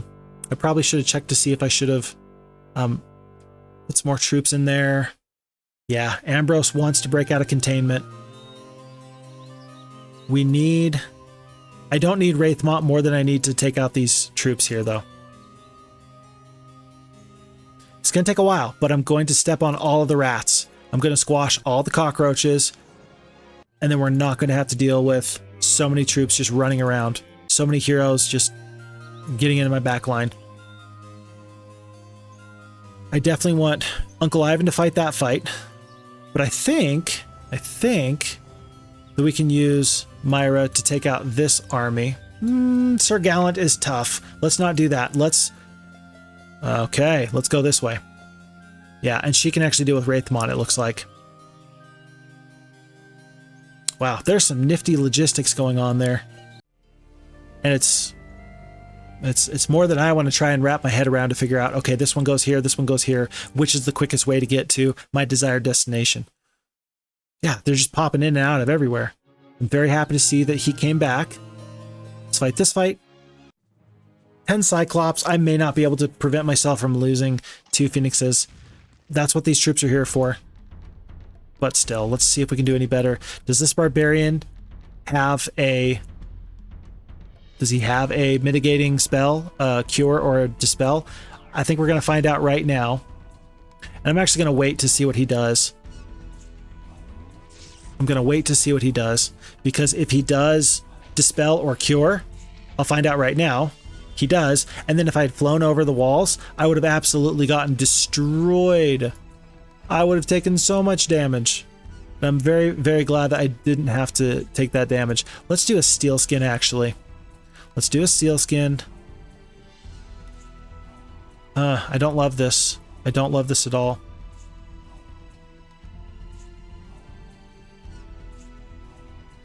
I think for sure we're going to lose 1 Phoenix, but if we back off, well, the Cyclops are going to go and they're going to get a double hit attack because I poorly positioned my troops. Let's just go. We're still probably going to lose those 2 Phoenixes. That's just the way it goes. Yep. Ouch. It hurts so bad. So bad. But from here, let's... What? Cold Ray? It doesn't matter. Magic Arrow for 70 points of damage there. Goblins here. Goblins here. Okay, 2 Phoenixes. That's just the price of doing business. And then... Let's step in for a second. There's a pyramid. 9 Cyclops. 177 Goblins. Oh my goodness. I think that we leave the Steel Golems here as defenders. We're going to be much faster anyway. Oh my goodness. Look at these troops that they are not purchasing. I think you take 17 War Trolls over the 20 Druids. I think you leave everything else. 87 Orc Chiefs over 41 Grand Elves. That one's tough. I think that you take the Grand Elves because they are very fast, and so they're going to get their damage off quicker. But a great resupply. A great resupply. And then I've just got to worry about these stone liths. And to make sure that we don't have any major problems there, let's clear out these fights first. Gallant, green's toughest hero. Ambrose, yellow's toughest hero. Red, Wraithmon's toughest hero. Boom, boom, boom. This is going to be interesting. Let's just step on this real quick and have Vesper cast Identify Hero. Level 7, level 8, level 10. Ambrose is the toughest one. Let's fight that fight last. And in fact, I don't think we can reach him if we fight these guys first. Which one am I scared about more here? I think Sir Gallant. No, I think Wraithmont. 31 War Trolls and 71 Orc Chiefs, 46 Ogre Lords, 4 Cyclops, 41 Wolves. And he's got some spell points on him, 60 spell points. No attack, no defense, but I think he's going to cast some spells. Whereas Sir Gallant, he has 30 spell points, but much more attack, much more defense. This is probably the tougher fight, actually. Because of the attack and the defense, I think Sir Gallant is my tougher choice. Max morale, good luck. +1 morale, normal luck. Yeah, Sir Gallant is actually the tougher fight. Let's fight the tougher fight first and go from there. I'm really doing my preparation on these fights, and I'm kind of weighing this out. But I've got 13 Titans. How bad could it be? Not bad at all. Let's see what we can do here. When you have a stack of Titans, everything looks like it's not too big of a deal. I wish I kind of had like an anti-magic just to prevent some spell points coming down for the next fight. But the nice thing is, again, the Titans are immune to mind spells, so that's not going to be too big of an issue there. A bless, a haste. Let's... we can kill 10 wolves here. Or we can kill most of the war trolls. Let's kill most of the war trolls. Let's then kill... oh boy. Let's kill the wolves just because they're going to get to go next. And then we should kill maybe 97. We didn't quite kill 97, but kill most of their orc chiefs. Blind on the rocks. I don't even care. Don't even care. I'll kill more of the orc chiefs just because they are next to go. I hate seeing one orc chief left. That does kind of rustle my bad vibes here. The ogre lords are going to get to go... no, the goblins are going to get to go last. Let's take out their creature that's going to go last. I could kill 21 here. They might run. They might run right now. Let's see. I'm guessing. Yeah. 6 halflings.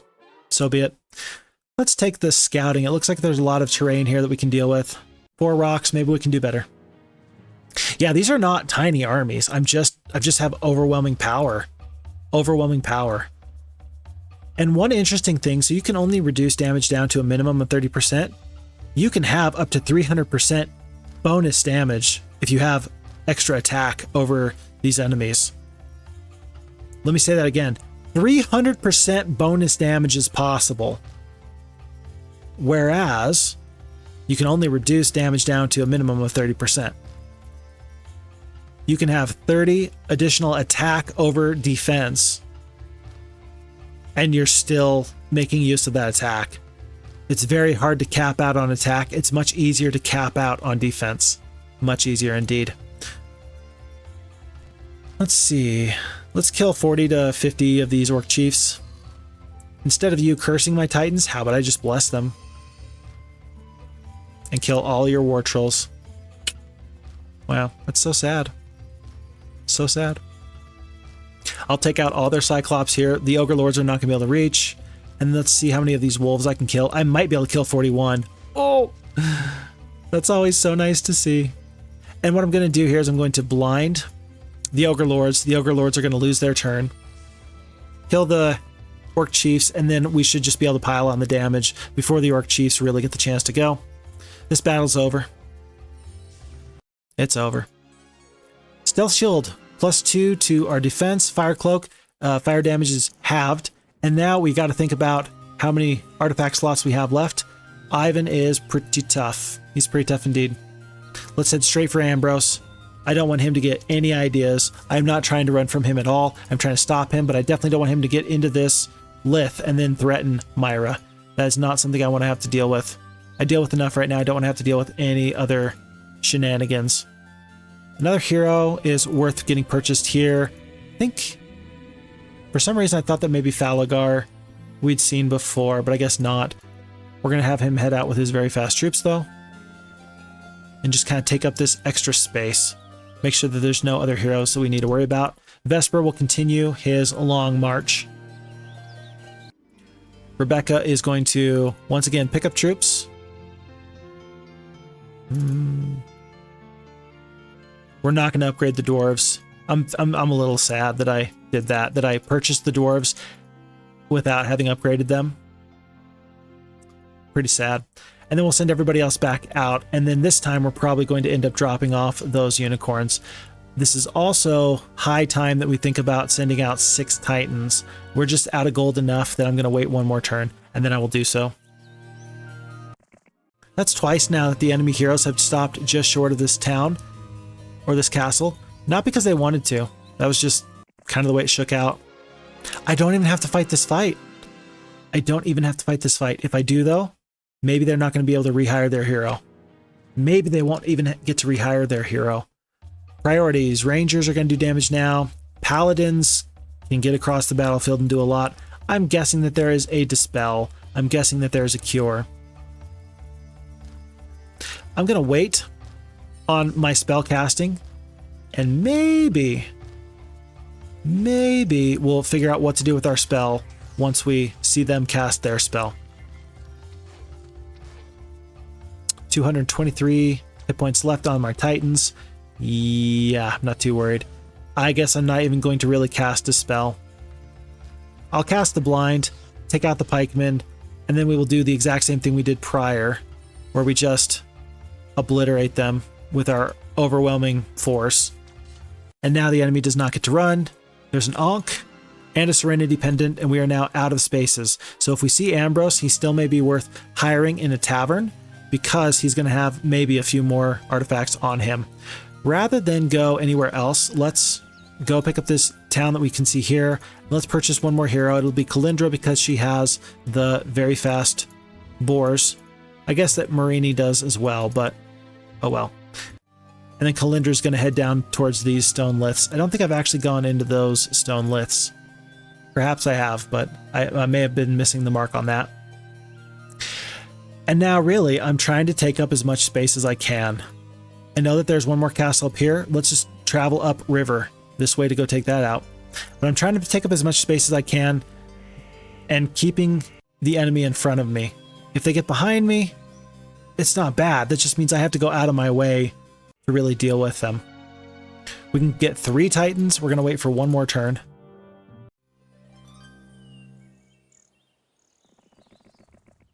But just taking space, clearing out the enemy wherever we see them, it can't possibly be the wrong decision. It can't possibly be the wrong decision. Thundax is small potatoes. He's not anything that I need to worry about.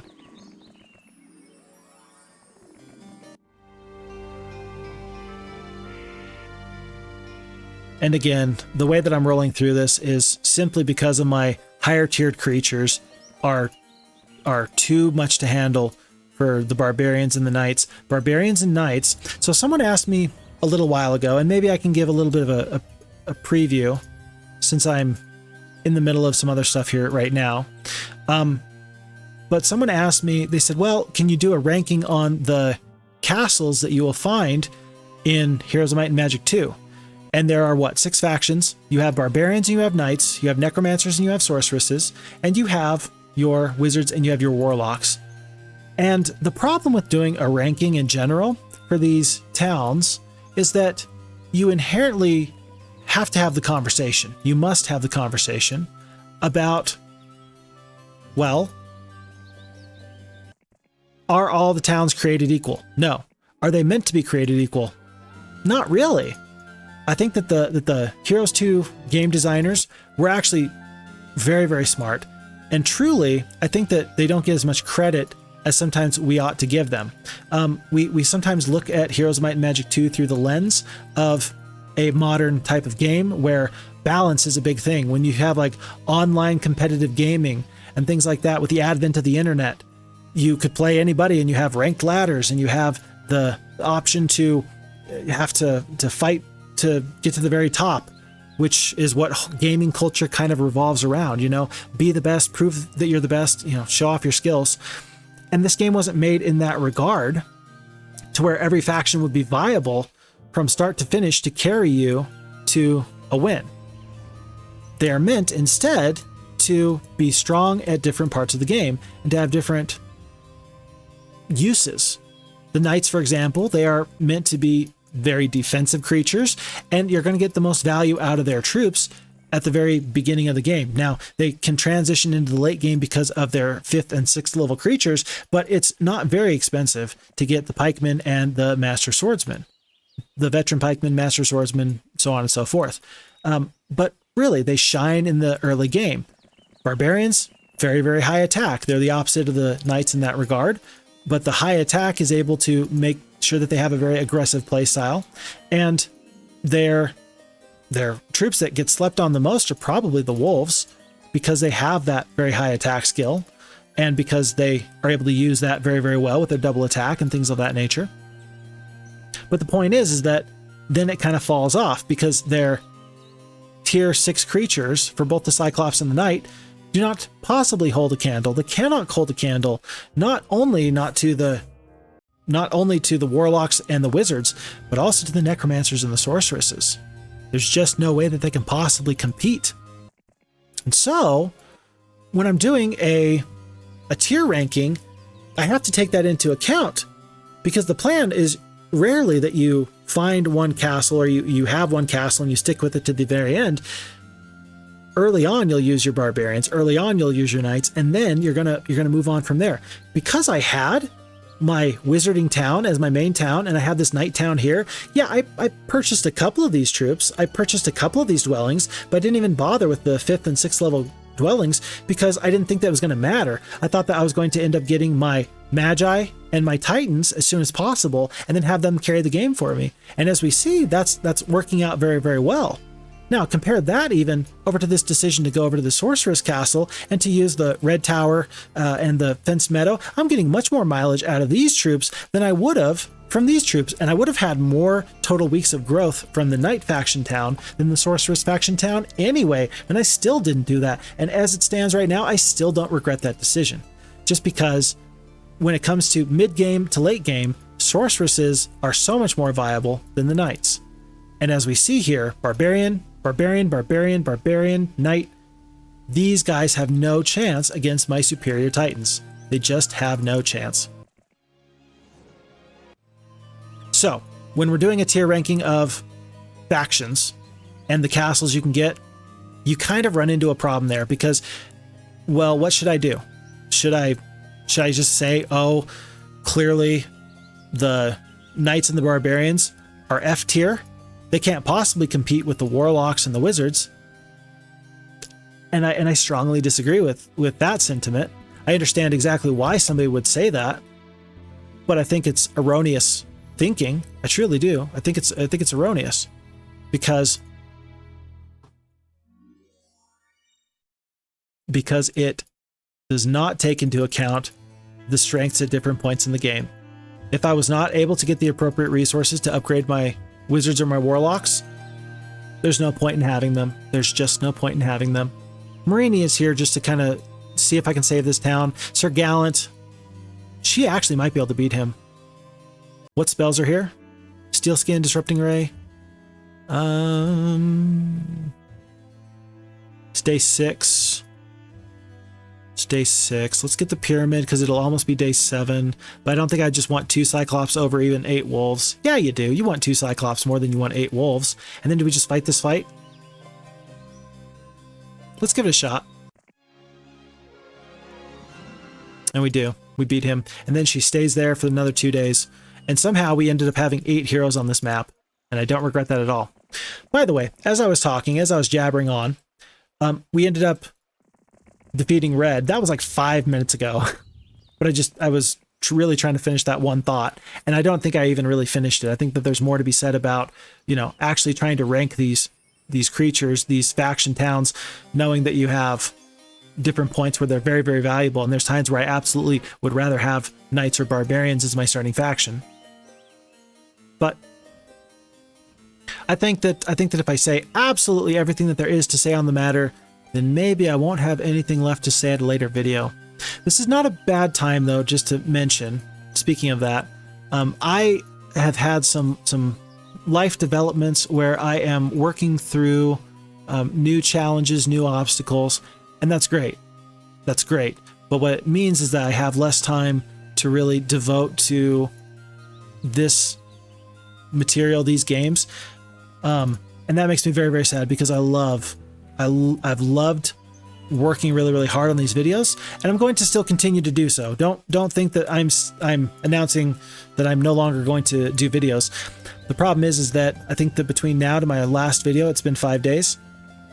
That's probably going to be, that might be closer to what we can expect moving out for videos at this point, simply because I'm going to be going from a position where I'm working less to much, much more, somewhere in the 50, 60 hour range with a new job.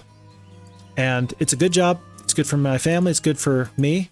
I'm happy for the opportunity, but I recognize that it also is going to limit some of what I can do here as far as spending so much great, wonderful time with you folks.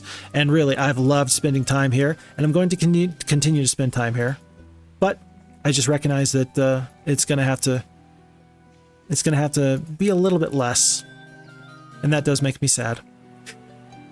We are in an interesting beach kind of area here. There's an aqua tent. I thought I saw there's an aqua barrier here. I wonder what's behind this aqua barrier. Is this simply a treasure trove, or is this going to give me access to some big, bad, evil hero? I don't know. But what I do know is that Myra, though she may not win this fight, it's her job to do her very, very best. Marini, well, Marini's got some good troops. Maybe we can just move some troops over. Yeah, we'll move the Cyclops and the Goblins over. And then Marini's going to head into these stone lists. And just kind of wait.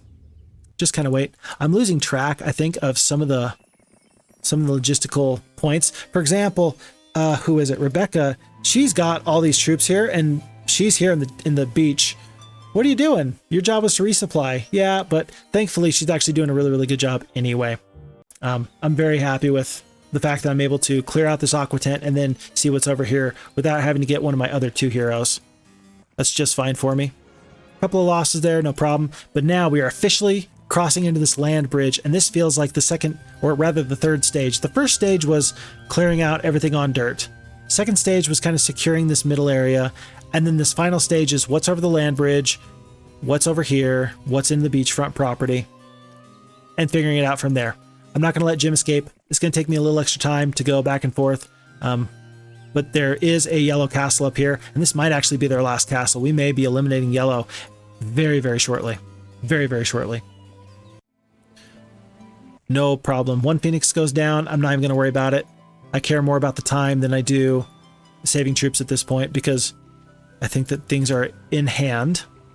Huh. A lot of creatures there. And then Kalindra hopefully can tell me if there's any other troops over here that we need to worry about. Marini, same thing. And I did not move Ivan all the way up because I was worried Sandro would do that exact same thing. And so he has. Zom is back. This time he is yellow. Oh, and I should have done this and I still haven't, but let's send these Titans to the front. Maybe there's some big enemy that is just waiting, hidden in the shadows. I'm going to need to deal with him in short order. This looks like a good army. Let's take the rest of these boars and go here. Pick up the stables and go.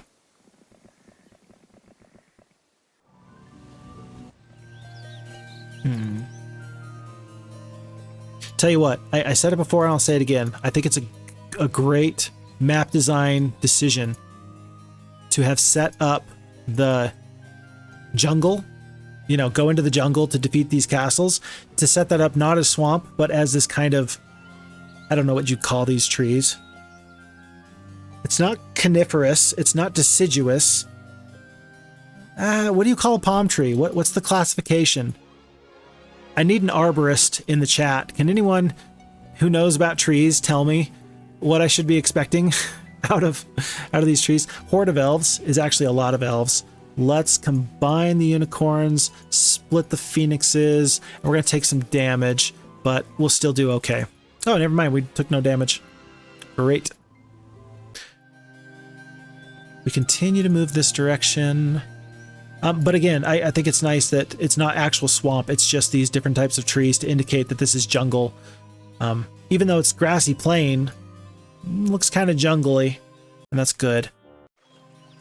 So we see one hero here. I guess there's another land bridge here that I didn't even notice before. Myra's going to continue to go this way. Let's have Vesper do the view towns. Okay, so there's this castle here, castle here. Let's use that and send Myra that way. Oops, we definitely went the wrong way. We got lost in the jungle. But then we take out yellow. Yellow is not defeated. Very interesting. Okay, I thought we would have defeated yellow there. I guess that we see Natasha here. Let's swing through here. There's got to be one more castle right there. Kalindra might even be able to spot it. Horde of Grand Elves. I'm not going that way. But we can go through the aqua barrier. We do so. Marini can go through this aqua barrier. Oh, it's a blue barrier. Why are there so many barriers? And where are the tents that are associated with that? I do not know. I cannot say. Astra will continue. Rebecca's kind of wasting time. I don't need any of these things. I really don't. I don't really even need Vesper to be continuing with this pursuit here. It's just not necessary. I'm going to wait one more turn before Alamar to get closer, and then I will purchase the troops necessary there. Oh, look at that.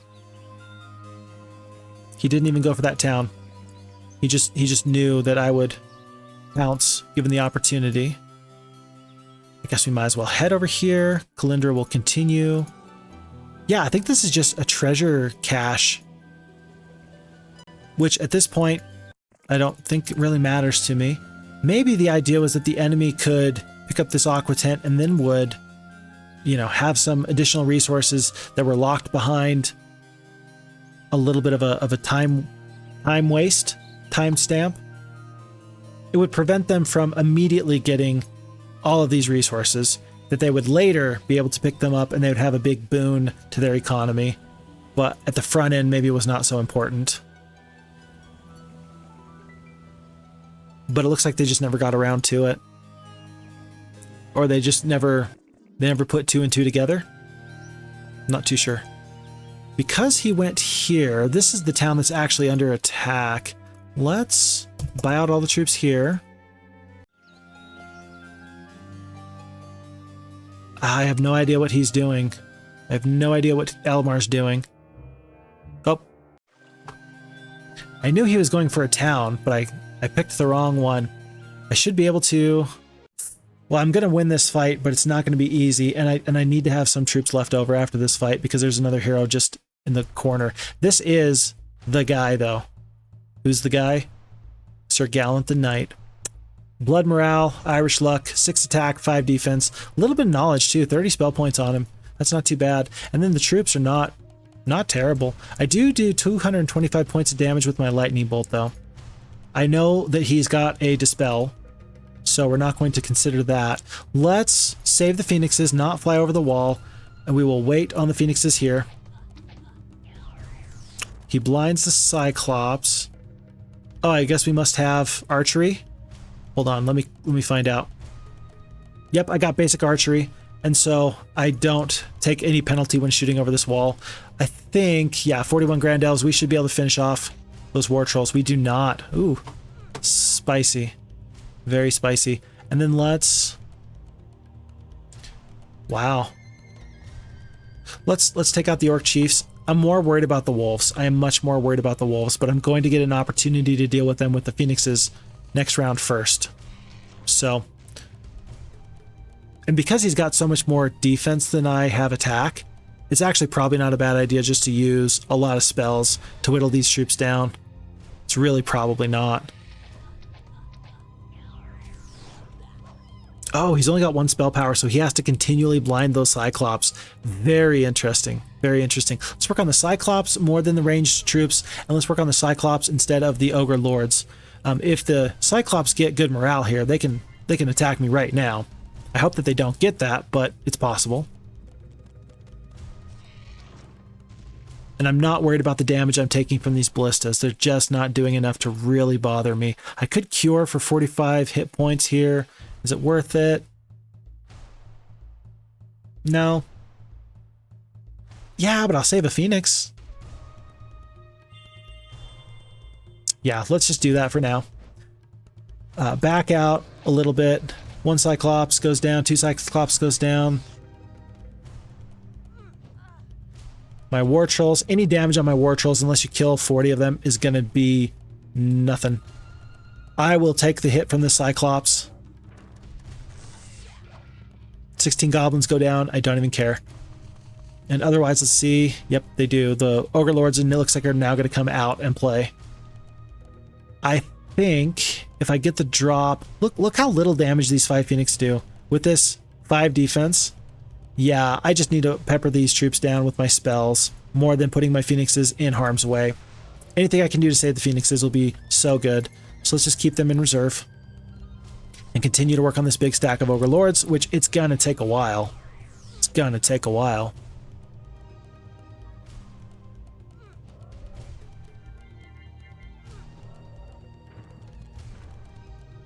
Wow, there's a lot of luck going on in this battle. Lot of luck. Okay. Wow, there's a lot of luck. Oh my goodness, that's fantastic. That's terrific. I love seeing exciting things like that happen. And make no mistake, that is exciting. That is stupendous. I am all for it. That's why I play this game, for moments like that. Okay. And then from here on, the battle is won. And we saved Phoenixes. Yeah, 2 Cyclops, 219 Goblins. Okay. Yeah, but I kept the Phoenixes. That feels pretty good to me. Let's get the advanced luck. That's been pretty fun to see. And again, Myra started off with the basic luck. And it's really nice to see that just be a thing. That's so nice. There may be an enemy hero here in the shadows. I don't know. But I will find out very, very soon. For now, though, I think that this is where we do say goodbye to yellow. Yellow player has been vanquished. That is no longer a problem. It's now just us and green. And so rather than deal with whatever else is in here, because I just don't care, because my scenario objectives are simply invade the jungle kingdom. Unless there's some kingdom in here that I need to fight, which I don't think that there is, there's no problem for me to just go back and deal with green on my terms. Let's see, Rebecca, we're going to try and get her up. Oh, let's just get her into this area where there's all these liths. And kind of the same thing here. We're going to have Rebecca go and destroy Alamar, because she can. With 9 Titans, she has nothing else going for her, but she's got plenty. She's got enough. We're just starting to sleep some heroes now. I don't need Marini. I don't need these guys. Rebecca, Astra, Ivan, and Myra. That should be plenty for me. Plenty for me. I don't think that there's a path there, so I'm just going to go around. Ivan's going to continue. Rebecca's much the same. As is Astra. Everybody's got their marching orders. We have one more castle that we know that we need to take out over the land bridge. Aha, and we have access to that land bridge over in this direction as well. Ivan may not need to be involved, really, in this fight for the rest of this time. Let's go through here so that I remember that I have easy access to these stone lifts. Continue up here. Fight this fight. No problems. No problems. And actually, I think that maybe I'll pop out and I get Agar here. No, I do not. It's this lith. He's right next to that lith. Well, let's step on that so that way he can't get through and maybe steal a town out from under us. And then any more heroes? Nope. Everybody else has moved this turn. And if I am green, I see the writing on the walls. It's getting dark. The sun's going down. It's just time to call it a day. We will maybe pursue there, but really I think that, oh, who's the other hero up here? Dragontooth? Who was just right there? Rebecca. Rebecca was right there. Rebecca was right there, but now it will be Ivan. And now you're going to run into one of us. Pick your poison. The choice is yours. How do you wish to meet your fate?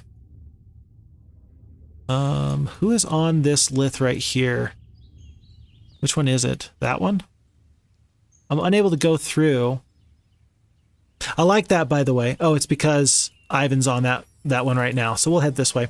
But if you heard that, it made the sound of a dwarf resisting a spell, which is a very nice touch. I think that that's an addition with the FHeroes game. So that way you know, oh, hey, I tried to go on the lith and I just can't because there's somebody standing on the other end. If you're ever playing, by the way, this is a nice little advanced tip for maybe somebody. If you're standing with your hero on this lith, nobody can come through.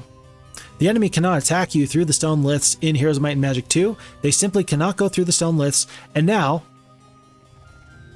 you hear that sound, and that indicates that you cannot get through. I'm going to turn up the sound real quick, just so you can hear that. I'm going to go audio. I'm going to go to effects. I'm going to turn that up a little bit. And one more time, just so you can hear that. And that just lets you know, oh, hey, wait. There's somebody standing on the other side. But if that's the only way in and out of a certain kind of choke point, that is an impassable choke point. Until I decide that Rebecca wants to get off of that, nobody's coming through there. absolutely nobody's coming through there. And so you can really control a lot of territory with that one simple trick. One simple trick. Everybody else has slept at this point. Does not matter. Oh, fine. Oh, fine. We will let you do that. But Myra is not going to be the one to finish this fight. It will be Ivan. He has done remarkably well. We should let him take his victory lap. Myra can sit pretty in the gazebo.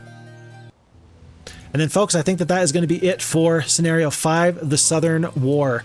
This has been a really, really interesting map, by the way, because we started off with the better towns on our side, with the wizards and with the sorceresses. And for all the reasons we talked about earlier, that's worked out very well for us. We have had to, we needed to bust into this early kind of middle territory to get our gem mines, and these windmills have been terrific for us. And then just fighting our way through the jungle, this little triad of stone liths, that's been interesting to play around with, and it's made it very easy for the enemies to confuse me and to kind of get squirrely, to go everywhere that they want to go and just evade me. But ultimately, we were able to deal with all that. There's probably some wonderful things in here, but I just don't think I care. I may take a look back later and pull the campaign map just to see if there's anything very noteworthy in here, and if there is, I will let you know on the next video. But for now, I think that it just behooves me, because this has been a very, very long video. Let's just finish the fight here. Accept this. I just wanted to accept those results and I failed, meaning that we're gonna have to watch the AI win this battle for us. But I think that we're just going to accept our win, accept our flowers, and call it a day. And there it is. Okay, so green player's been vanquished. That was green, that was red, and that was yellow. In that order, red, yellow, green. The enemy is beaten, your side is triumphed. And we will be on to Scenario 6, the Ivory Gates, next time. Or Scenario 7. The Elven Lands. We're going to have a choice. We had one choice already in this scenario. We're going to have a next choice between either Scenario 6, Ivory Gates, or Scenario 7, the Elven Lands. Folks, this has been a long one. Thank you so much for being here. I appreciate very, very much all the people that have been supporting, sticking around. I appreciate the conversation. I appreciate the interaction. I appreciate that there's so many people out here that love Heroes of Might and Magic 2, because I love Heroes of Might and Magic 2. This is a great game. And I unfortunately look at some games that are released today, and it just feels bad, because somehow in the early ages of gaming, people were getting it right. They were absolutely getting it right. And I worry that they don't get as much credit as they should. The folks that have done Heroes of Might and Magic have been terrific. Paul Romero did an amazing job, along with Steve Baca and Rob King, with the music for all of the Heroes of Might and Magic games. Truly wonderful, wonderful. And I appreciate I get to play through this, and I appreciate that I get the feedback, and I get to play along with you. For those of you that are playing the scenarios around the time that I am as well. With that being said, folks, take care of yourself, take care of your loved ones. My name is Fix Fox, and I will see you next time.